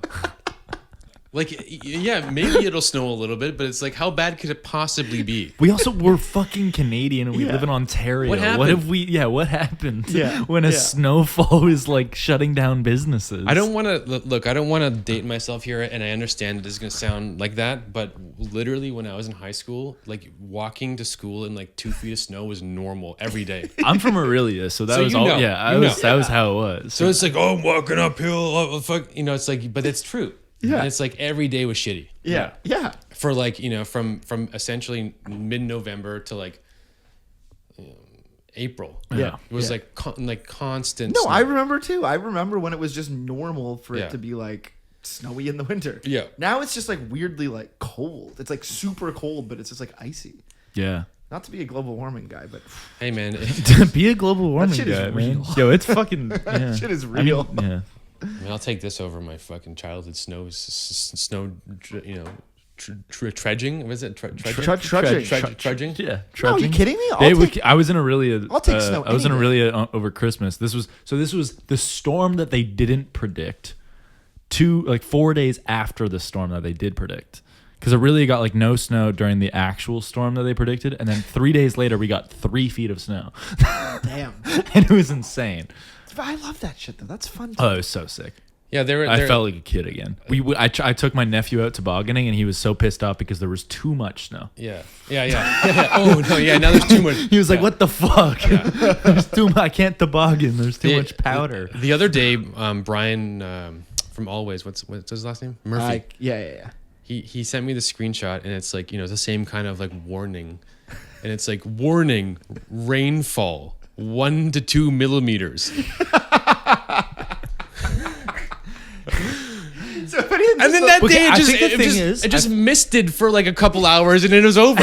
The thing is that we've had like a dehumanization of those. Like we used to watch meteorology or like weather reports, where it was like an actual person being like, "Yeah, there's gonna be like warning. There's gonna be like 1 millimeter of rain." Who watches the Weather Channel? But like automatically when like a person says that out loud, there's a tone of voice, there's a dial, there's all that stuff that like doesn't make you as worried about it. But then when you see it in like a red banner on your phone, it's like, oh fuck. Well, shit.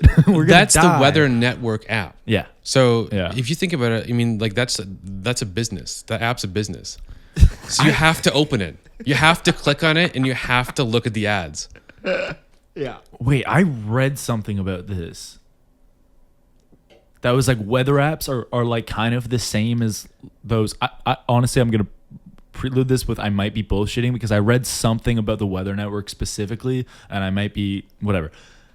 I'm just gonna say it out right. Go. Weather apps are like those video game or those like iPhone game ads that you always see. Mm-hmm. You get those game ads where it's like they're putting so much energy into just making sure that people are clicking on this app because of the ad revenue that they get from just people clicking. And so they might actually be like emphasizing the extremity of the storm in order to just get more people to click on the fucking app so that they have more eye candy eyes on the fucking ads. I don't know why I said eye candy, but I'm telling you, Austin, I mean? That's what it is. It's the truth. That's what it is. And it's like that makes so much fucking sense. Like since we're really going Rogan mode tonight.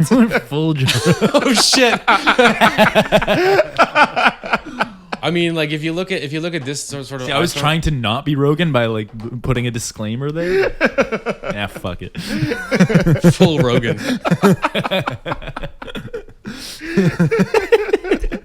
I love that. The thing is, I do actually.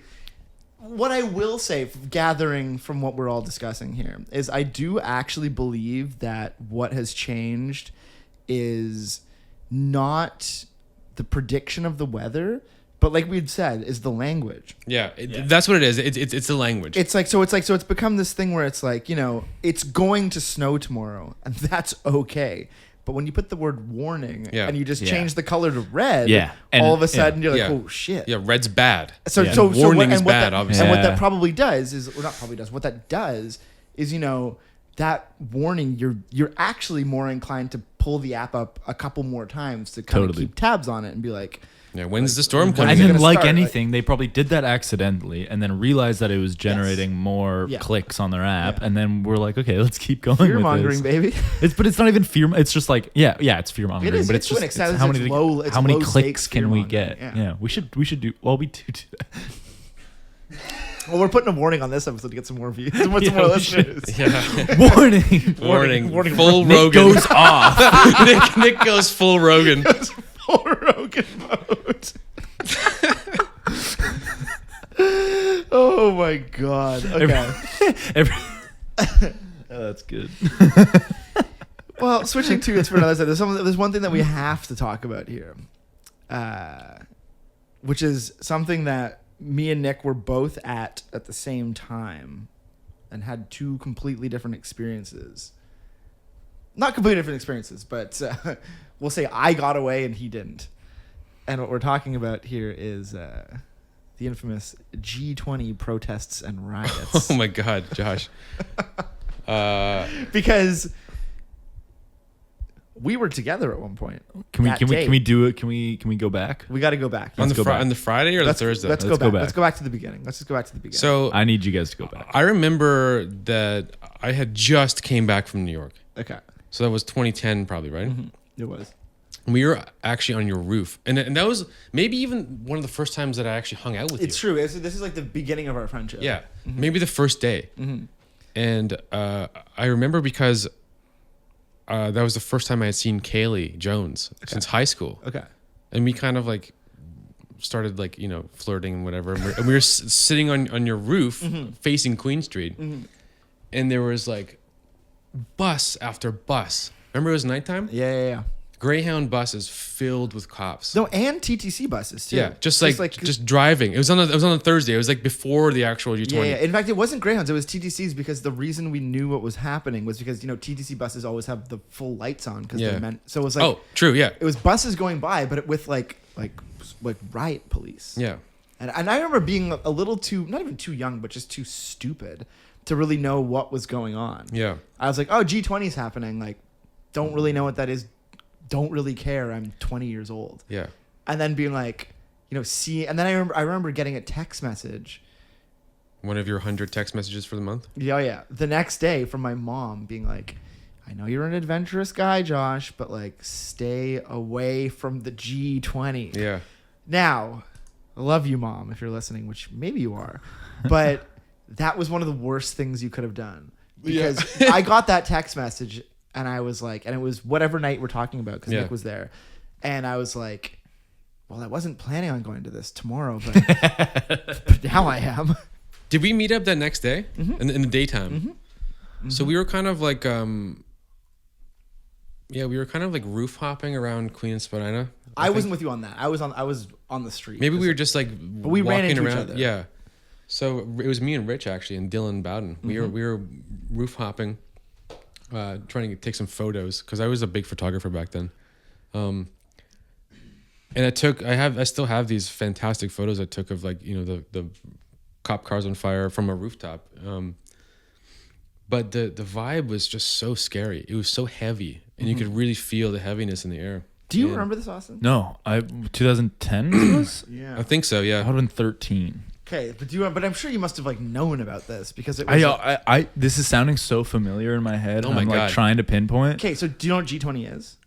Like, no. I kind of know what it is. It's like the world leaders. Okay, like, okay. we're gonna sound So we like have to start from the my very idea. beginning. We have to start. That's what I fucking meant. Okay, so I thought you guys were gonna go back. The G20 is basically like a world traveling conference of all the heavy dicks in the world, and they come together at a different city every year, and it just happened to be here one year, and all of a sudden, you get these like anarchist groups that descend on whatever city it is. And they just wreak havoc on everything, which is very common, like all over the world. So here we are, at this point where they've decided that every single person in the street is a terrorist, right? Essentially at that point. So I was with Rich and Dylan, and we were at Spadina and Queen, and I think I was drinking a Tetra Pak of like fucking white wine. What was that shit that we used to buy at the LC or the Not Growers. No, the wine rack. That was like just Jackson Triggs or something. the silver one. I know what you're Jackson Triggs, I think it was. And this line of riot cops is sort of slowly moving towards us, with their shields. Okay, wait, I need to jump in here just to give some more context. So, Nick, at this exact point is when I meet Nick. Earlier in the day, I was literally walking around. When he would have been on the roof taking pictures, I was on the ground just walking around because, like, you have to remember, this is literally Queen and Spadina. Yeah. This is the epicenter of, like, shopping. Yeah. And I'm pretty sure I might have even maybe still worked at H&M at that point, which is at Queen and Spadina. Yeah. Anyways, this is like the center of the city where like every fucking person my age works and hangs out and whatever. There's cop cars on fire everywhere and Steve's music, all that shit. And like, so technically I'm literally just walking on Queen Street, which again, I only lived 15 minutes from that intersection. So I went out and walked with my friend, and it was actually Brittany. And we like went for this walk to just like, again, kind of just go take pictures because no one really knew what to expect, right? So right when we get to Spadina, you start to realize like, oh, wait a minute, this is like some pretty like heavy shit. There's like it's, for example, you're walking along Queen and then you look down Spadina, and at King, there's a line of SWAT police and like cops behind them. And then you like look up Spadina, and at College, there's another line of cops. And you're kind of like, oh, wait a minute. This isn't just like... And are the streets empty at this point? The streets are empty. There's no like traffic. It's just you. It's people. It's just people. No, it's all people. Oh, it's just people. And burning cop cars. Well, we didn't get... So we get to a point where like all of a sudden a fucking like, right outside of H&M, Steve's music is like... Guys start like shaking this cop car. Which, honestly, not to be all conspiracy, but that seemed like it was planted. Yeah. Why the fuck was that cop car just sitting...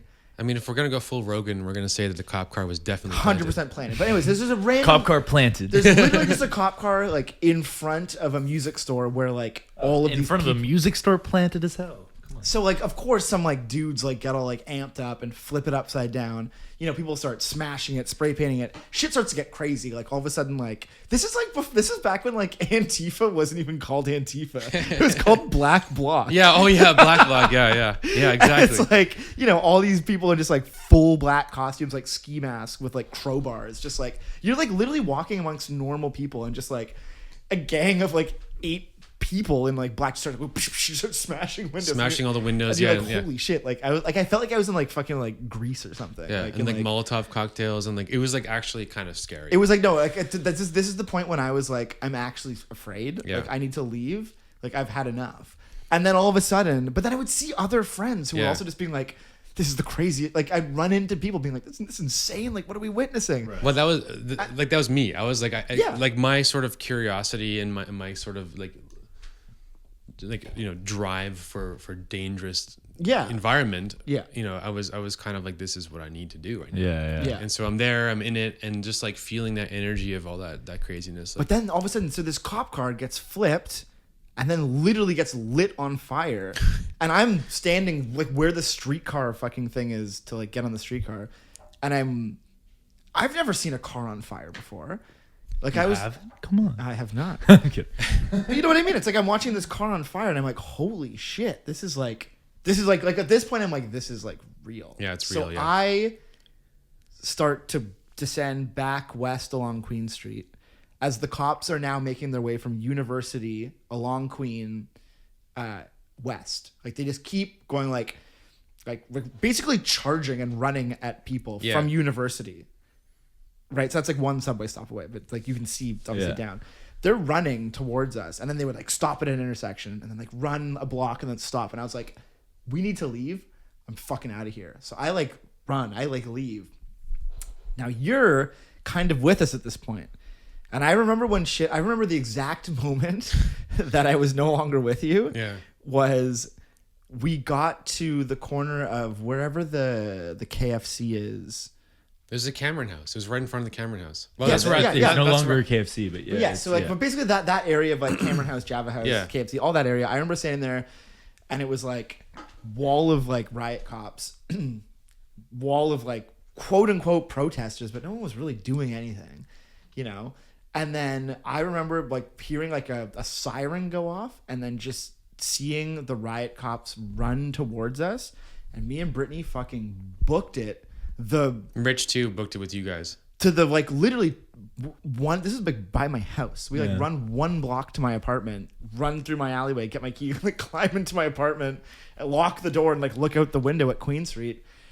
Nick unfortunately did not make it. Yeah. So as those riot cops were sort of charging and advancing, they kind of like opened up the line, and I had my camera bag on me, right, which had a strap, obviously, and I remember just being pulled back, and I just got totally pummeled by cops, like beating the shit up. And there's this famous photo of me actually that was taken. I have it somewhere. I have it on my phone actually right now.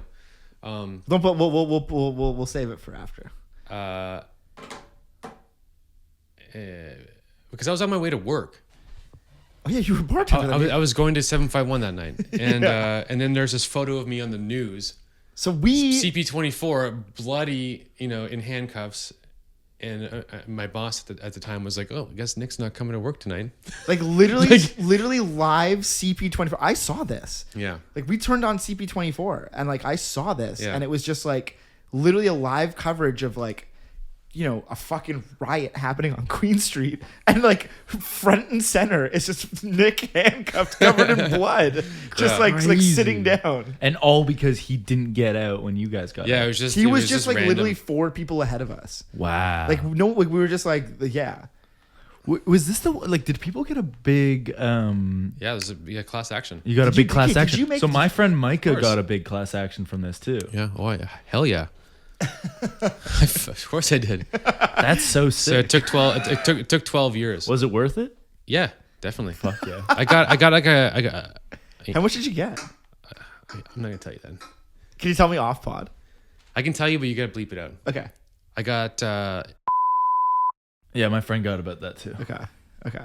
Just like I'm baffled at what this was, because I actually knew so little about this, and it makes me like just rethink. It felt like protests to this caliber in Toronto and in Ontario and Canada generally were like new to like BLM and stuff. Yeah. But Have you ever been to Montreal if the Habs lose? Because that was the thing. It was like the only other That's protest, what it's like there. the only other protests I knew like this were like what happened in Vancouver. Yeah.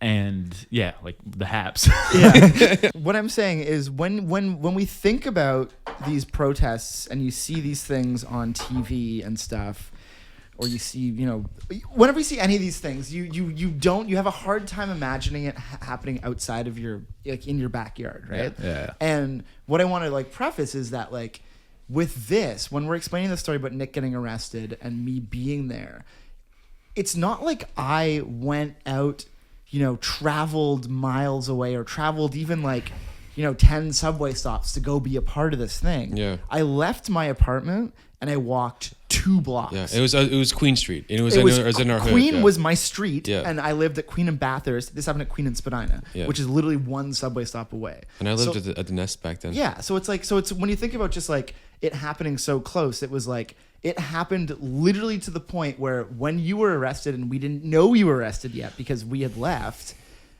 and went onto my roof to then like watch from my roof because it was literally making its way west on Queen Street. Yeah. It made it to Bathurst and that's when it stopped. I could see the remnants of, you know, still hundreds of people like fleeing this scene as like cops were like beating up and arresting people. And like, you know, it's literally right there. But what I was going to say is when you were talking about your friend who also was present at this, and you were saying maybe got a little bit more money, what your friend probably got more money for is what people forget about is what happened the next day. Yeah, the kettling. So this happened on a Saturday night, what we're talking about. Friday night.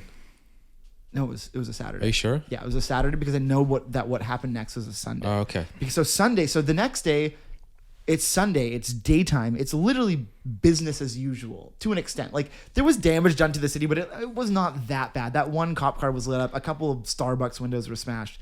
Nothing was like that fucked up, right? And the next day, you know, people went about their business, went to go to work, fucking walked around and like did their errands as you do on Queen Street at that time. And do you remember what happened?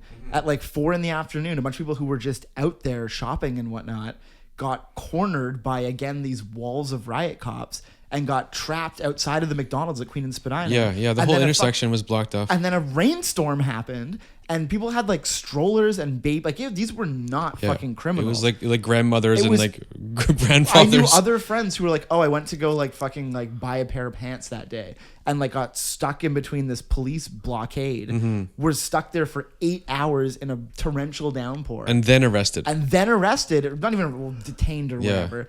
For literally doing nothing, and those are the people that got more money than you did. Yeah, because well, that's like a breach of human rights, right? You literally cannot do that. Where in my case, I was sort of like discarded as just a piece of trash. But that's also bullshit because I was there. Like it's not illegal for me to fucking walk on the street. Yeah. That I live on. I know. Like, and it was like, it wasn't even that, like, but you know what's funny? I was thinking to myself, because back in those days, I used to wear all black. Yeah. And I remember like seeing some like one of those Greek fisherman caps. That's the vibe. But I was like walking around in like my like hipster days, but like wearing all black.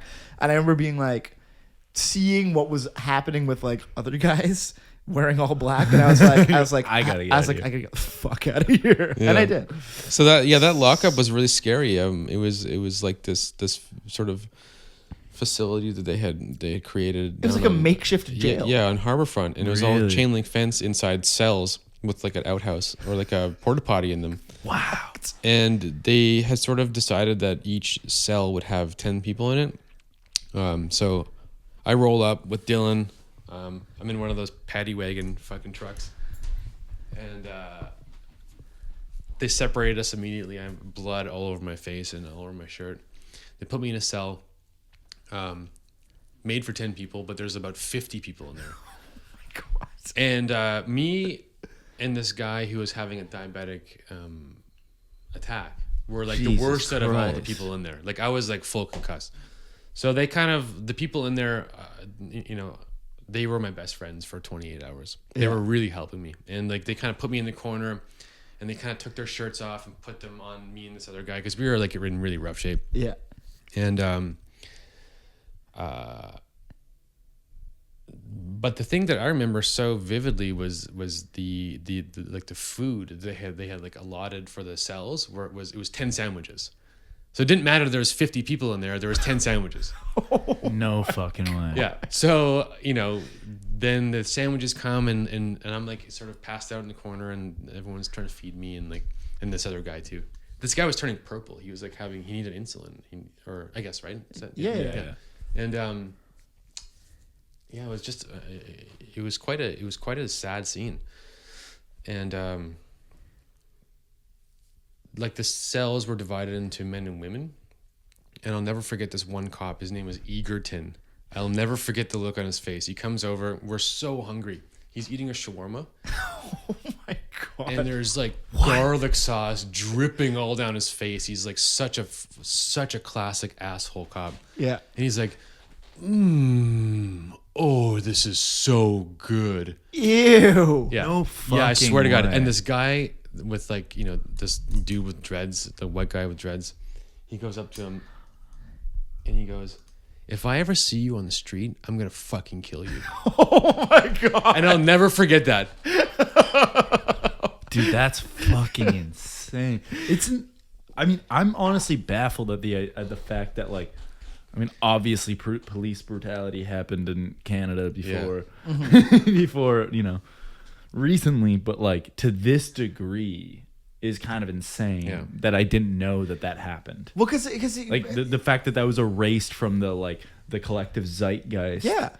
To the degree that it didn't reach me. Yeah. Is pretty insane. Well, they did a good job of trying to erase that whole thing, you know, and paying us all off and telling us to shut up, which I never have done. So they literally paid you off to shut up. Yeah.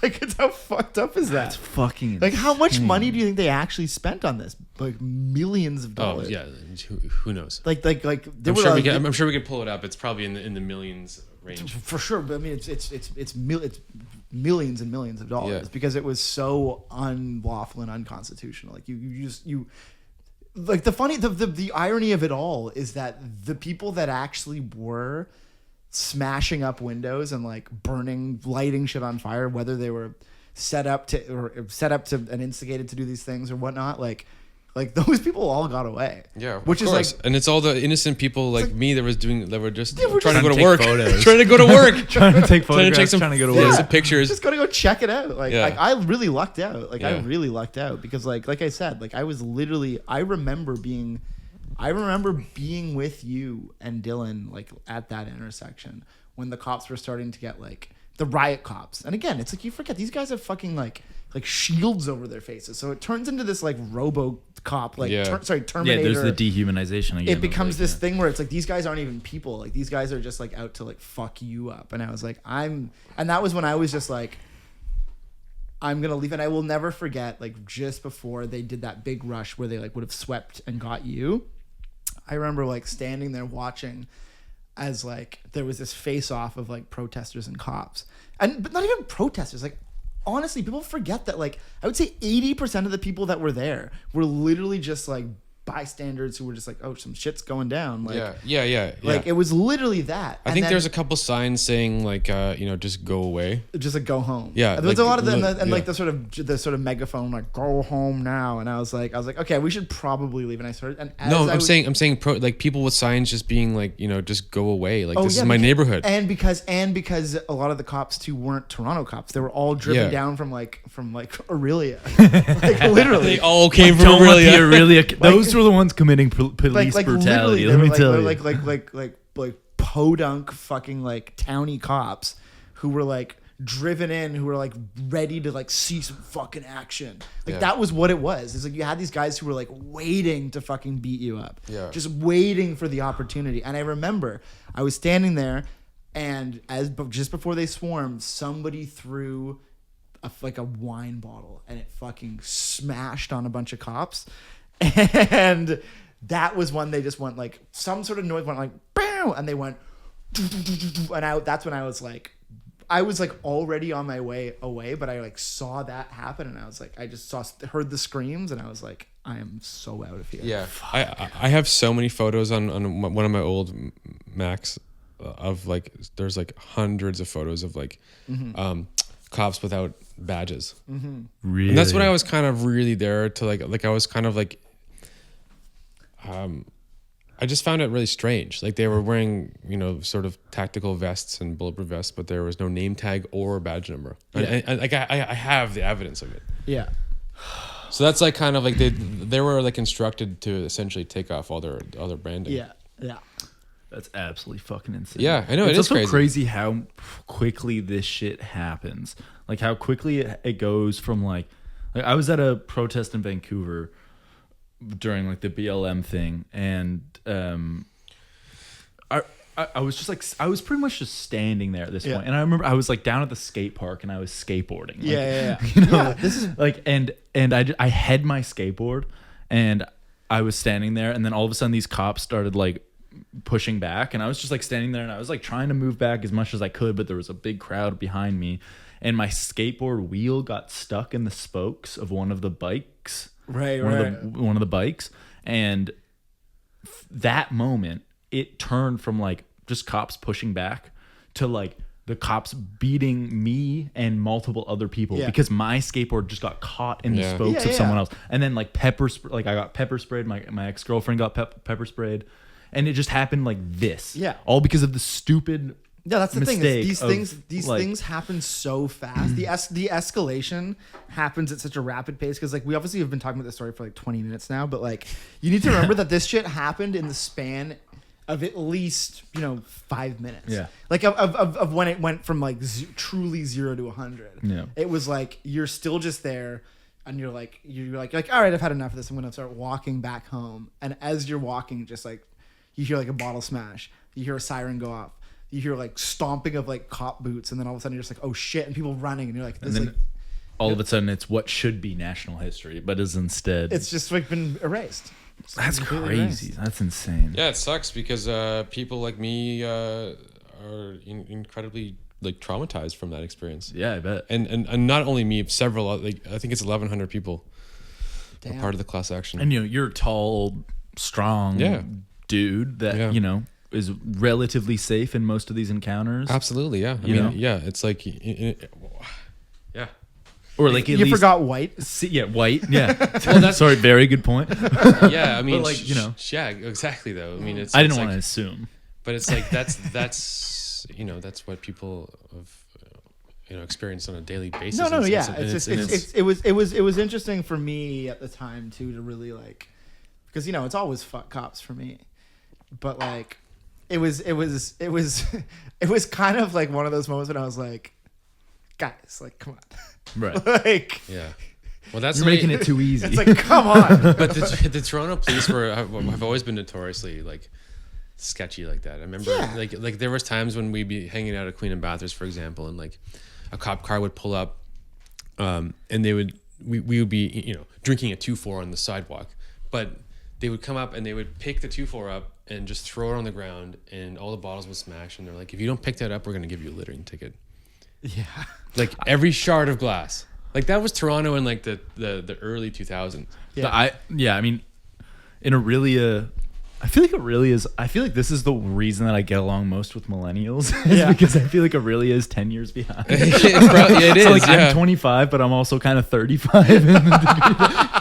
I can see. Yeah, I can feel that. You know what I mean? Because like Aurelia cops were the fucking worst. Like because they were fucking bored, and the OPP headquarters is in Aurelia, and so like there's like a cop per person in Aurelia. Right. You know, right.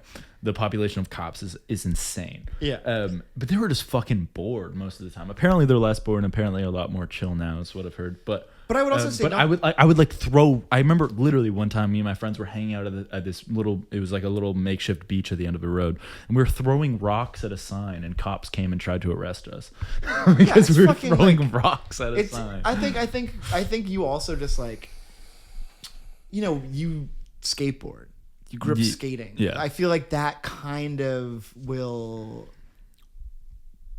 It's easy. Expose you to that bullshit easy, pretty early. It's easier to be sheltered if you're interested in like organized sports. Yeah, it's like as soon as you start skateboarding, it's like that's like your first experience with like dealing with cops. The real world. When you're just for like, sure. Yeah. That, you're exactly. like, Yeah. You're like, I'm riding a fucking board with wheels on a Saturday in by a financial building where like nobody is doing anything because it's a fucking Saturday. All of a sudden, you're a criminal. And all of a sudden you're Yeah. a criminal because you're literally riding a board through the financial district. And it's like that was like, I feel like that's kind of the early wake up call for like a lot of like young people who would not normally have that kind of experience. Yeah, definitely. It's just like, Yeah. on a more positive note. That shit is crazy. We need to talk about the big man. Who's the big man? Jason Mamoa. Oh my God, Jason. He's a cool guy, man. I like that guy. Yeah. I know you do. I like him a lot. He So how did you meet him? Because I remember, I got a text message from Nick being like, Momoa's here. And I was like, what are you talking about? He's like, no, Momoa's here. And I was like, yeah, whatever. And then for the next week, I'm like, yo, Nick, like, you want to go out and do something? He's like, nah, I'm with Jason. I'm like, what? And then like friends would be like, where's, like, we're all here. Where's Nick? He'd be like, nah, he's with Jason. And I was like, I'm sorry, what? And then every single person within our friend group was just like, nah, Nick's with Jason. And for like a big chunk of the summer, you just hung out with Jason Mamoa. You know, so it would have been that. What year was 2021? Summer 2021. Yeah, he was here filming C, and I get this phone call. I'm at the factory where I like I'm a wholesaler.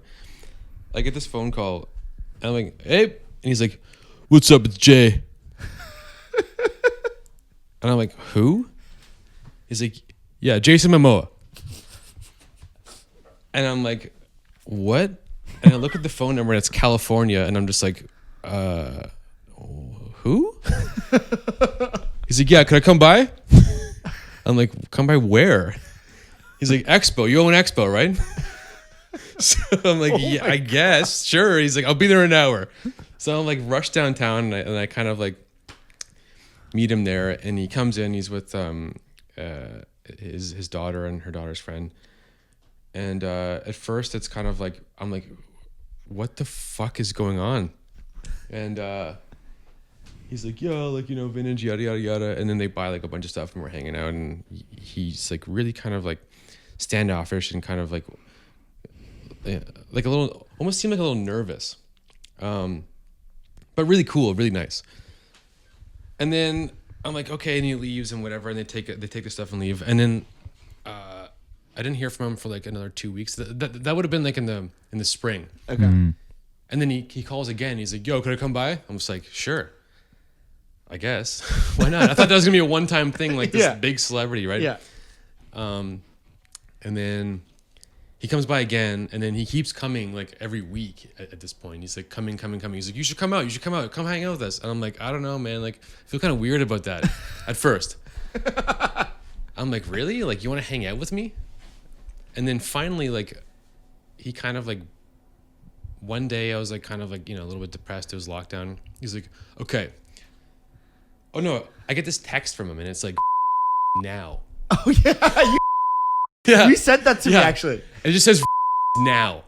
Nick actually sent me the screenshot, and I remember being like, "What the hell?" And it just said Jason Mamoa, and it said. But by the way, I blacked out his number. So you No. I don't have his number, Yeah. but you did because this is when I knew that they were hanging out, or he was at the store. Yeah. And so I show up, and that was kind of it. And then after that, it was like I hung out with him so much for like that last little chunk of time he was here. A lot of people on that show I ended up becoming pretty good friends with. Like Archie and you know, Sylvia and all those people. They're all so cool and so nice. And they kind of like took a real shine to Expo, and they would come and hang out, and you know, they kind of like helped us through like that part of the lockdown. Really? Yeah. So they came by, and they were just like, they would come and hang out for a couple hours and buy a bunch of stuff and kind of like chill. And but yeah, it was I still talk to him once in a while. He's a good dude. I mean, he follows Expo. Yeah. I still send him stuff. Like I chat with him like once in a while. Like every couple months we check in and say what's up. But like I'm probably never gonna see him again. You might. Maybe, I don't know. I mean, a lot of things are shot here. Like, it's not ridiculous for him to come back. Yeah, but it's like maybe our schedules won't line up ever again, but like we still talk. Mm-hmm. That's how I met Nikhil. I met Nikhil through him. Okay. Yeah, which is a really funny like situation. Damn. Yeah. So I meet up with him there, and we just like hang out, and then after that it was kind of like we were super good buds, and he would come by the store and he would just like give me a huge hug in front of the customers, and they're like, "Is Jason Mamoa like hugging Nick and telling him that he loves him?" Like I remember at one point we had this employee, Sierra, great gal. She didn't really like know what was going on at that time, because I wasn't really talking about it that much, but everyone else was. Yeah. And he rolls up with his crew, and he comes in, you know, stomps in, "Nick, brother, I love you," and gives me this huge hug. And Sierra's like, "Is Jason Mamoa hugging my boss and telling him?"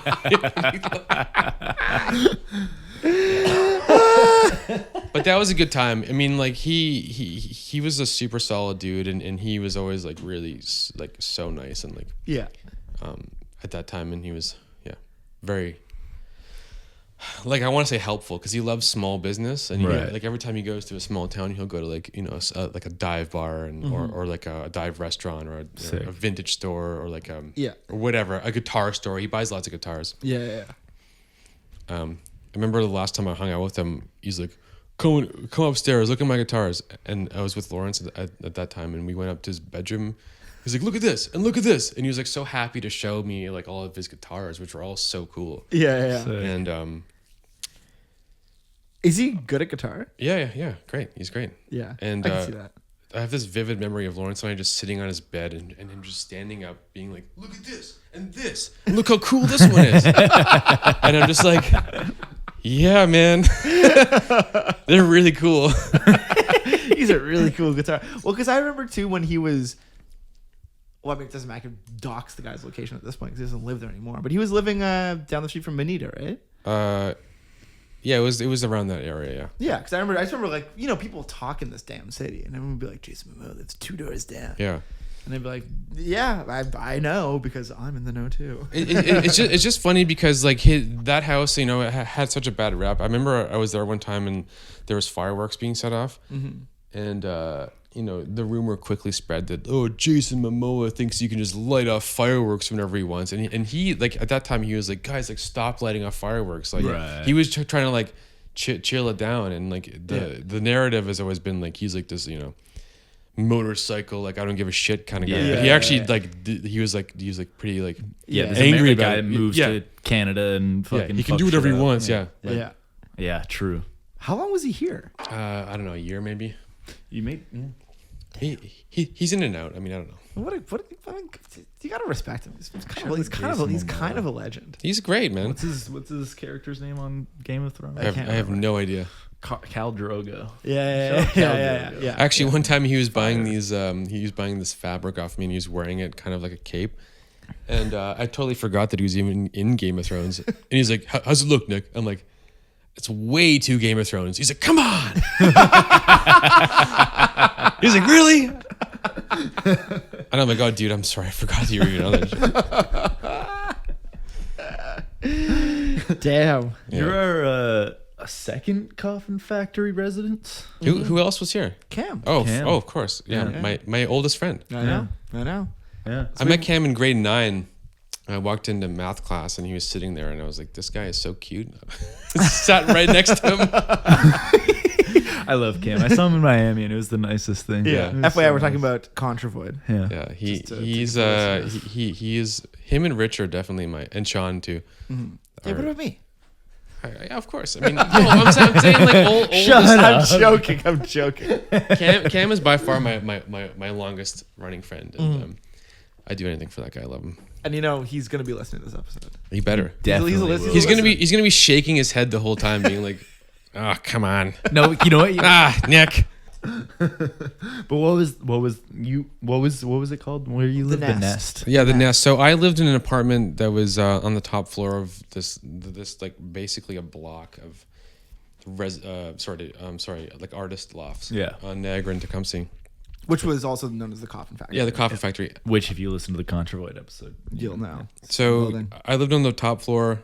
It was like 3,000 square feet. We paid like $2,000. Yeah. Just a joke of how cheap it was. There was bats in my apartment.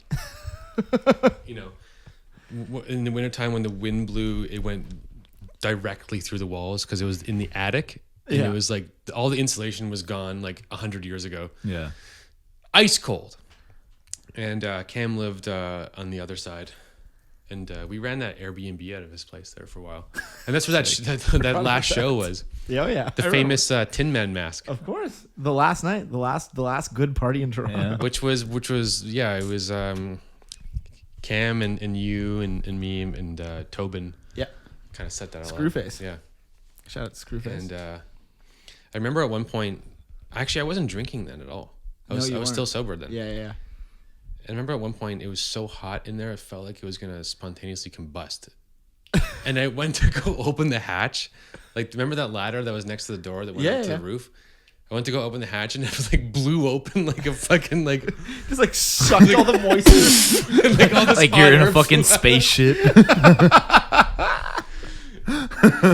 It was like so scary how hot it was there, and but that building was such a like legendary spot just because it was you just had so many different things happening at all times. Yeah, we had like for a while we had this open door policy, and it was back when I was working for Amsterdam of all places, craft beer. Yeah, and Yeah, that's a whole other career that we don't even. But you're My craft beer days. brewery craft days.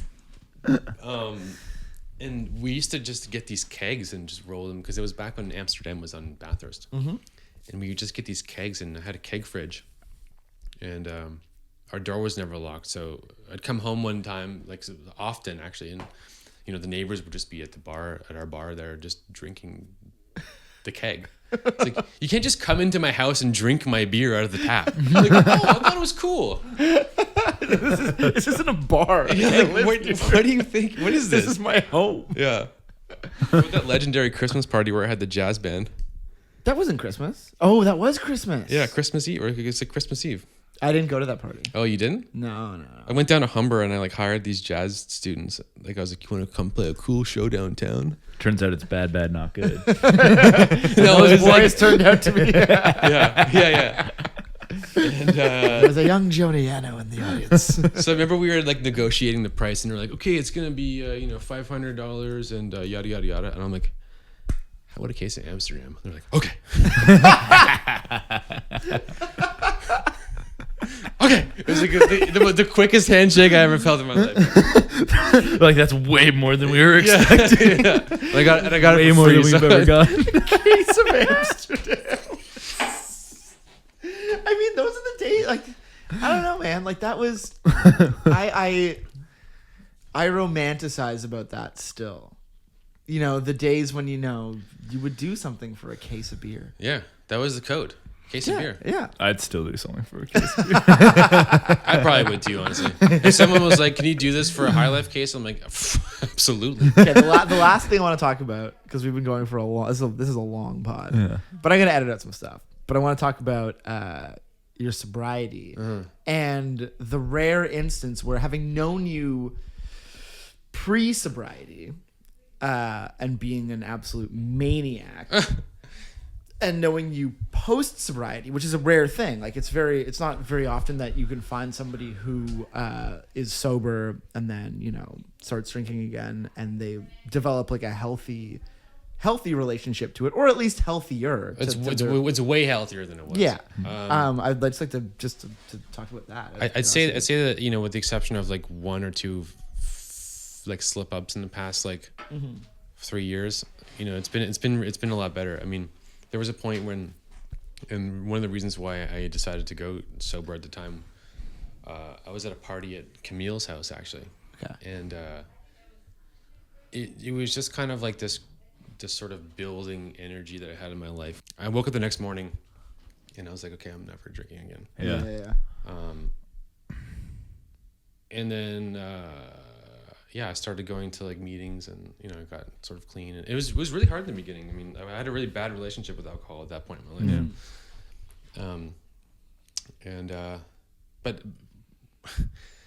a year into sobriety, I actually got diagnosed with cancer, so that was kind of like a weird situation to have gone through at that time. Yeah. So going through first year of sobriety, then like cancer and chemotherapy and all this crazy shit with that, and then another year of sobriety, and then kind of realizing that I could start drinking again.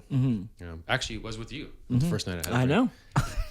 I know. This makes me sound like it would be. Makes me sound like such. For the listeners, thanks, Josh. It makes me sound like such an awful. Actually, Josh forced. No, I'm kidding. But it was funny because I had developed a relationship with Nick at this point where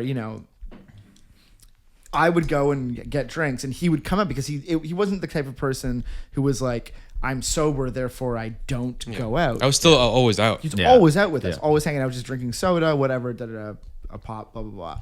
And then one time, totally randomly, and it actually relates to this podcast so well because it was with previous guest, my girlfriend Lauren, previous guest, Vanessa Campana, and whatever, the four of us. Lizette was there. Lizette too, but I'm just saying that it's just funny how it was all these people that like this all kind of connects in this weird cold pod universe type shit.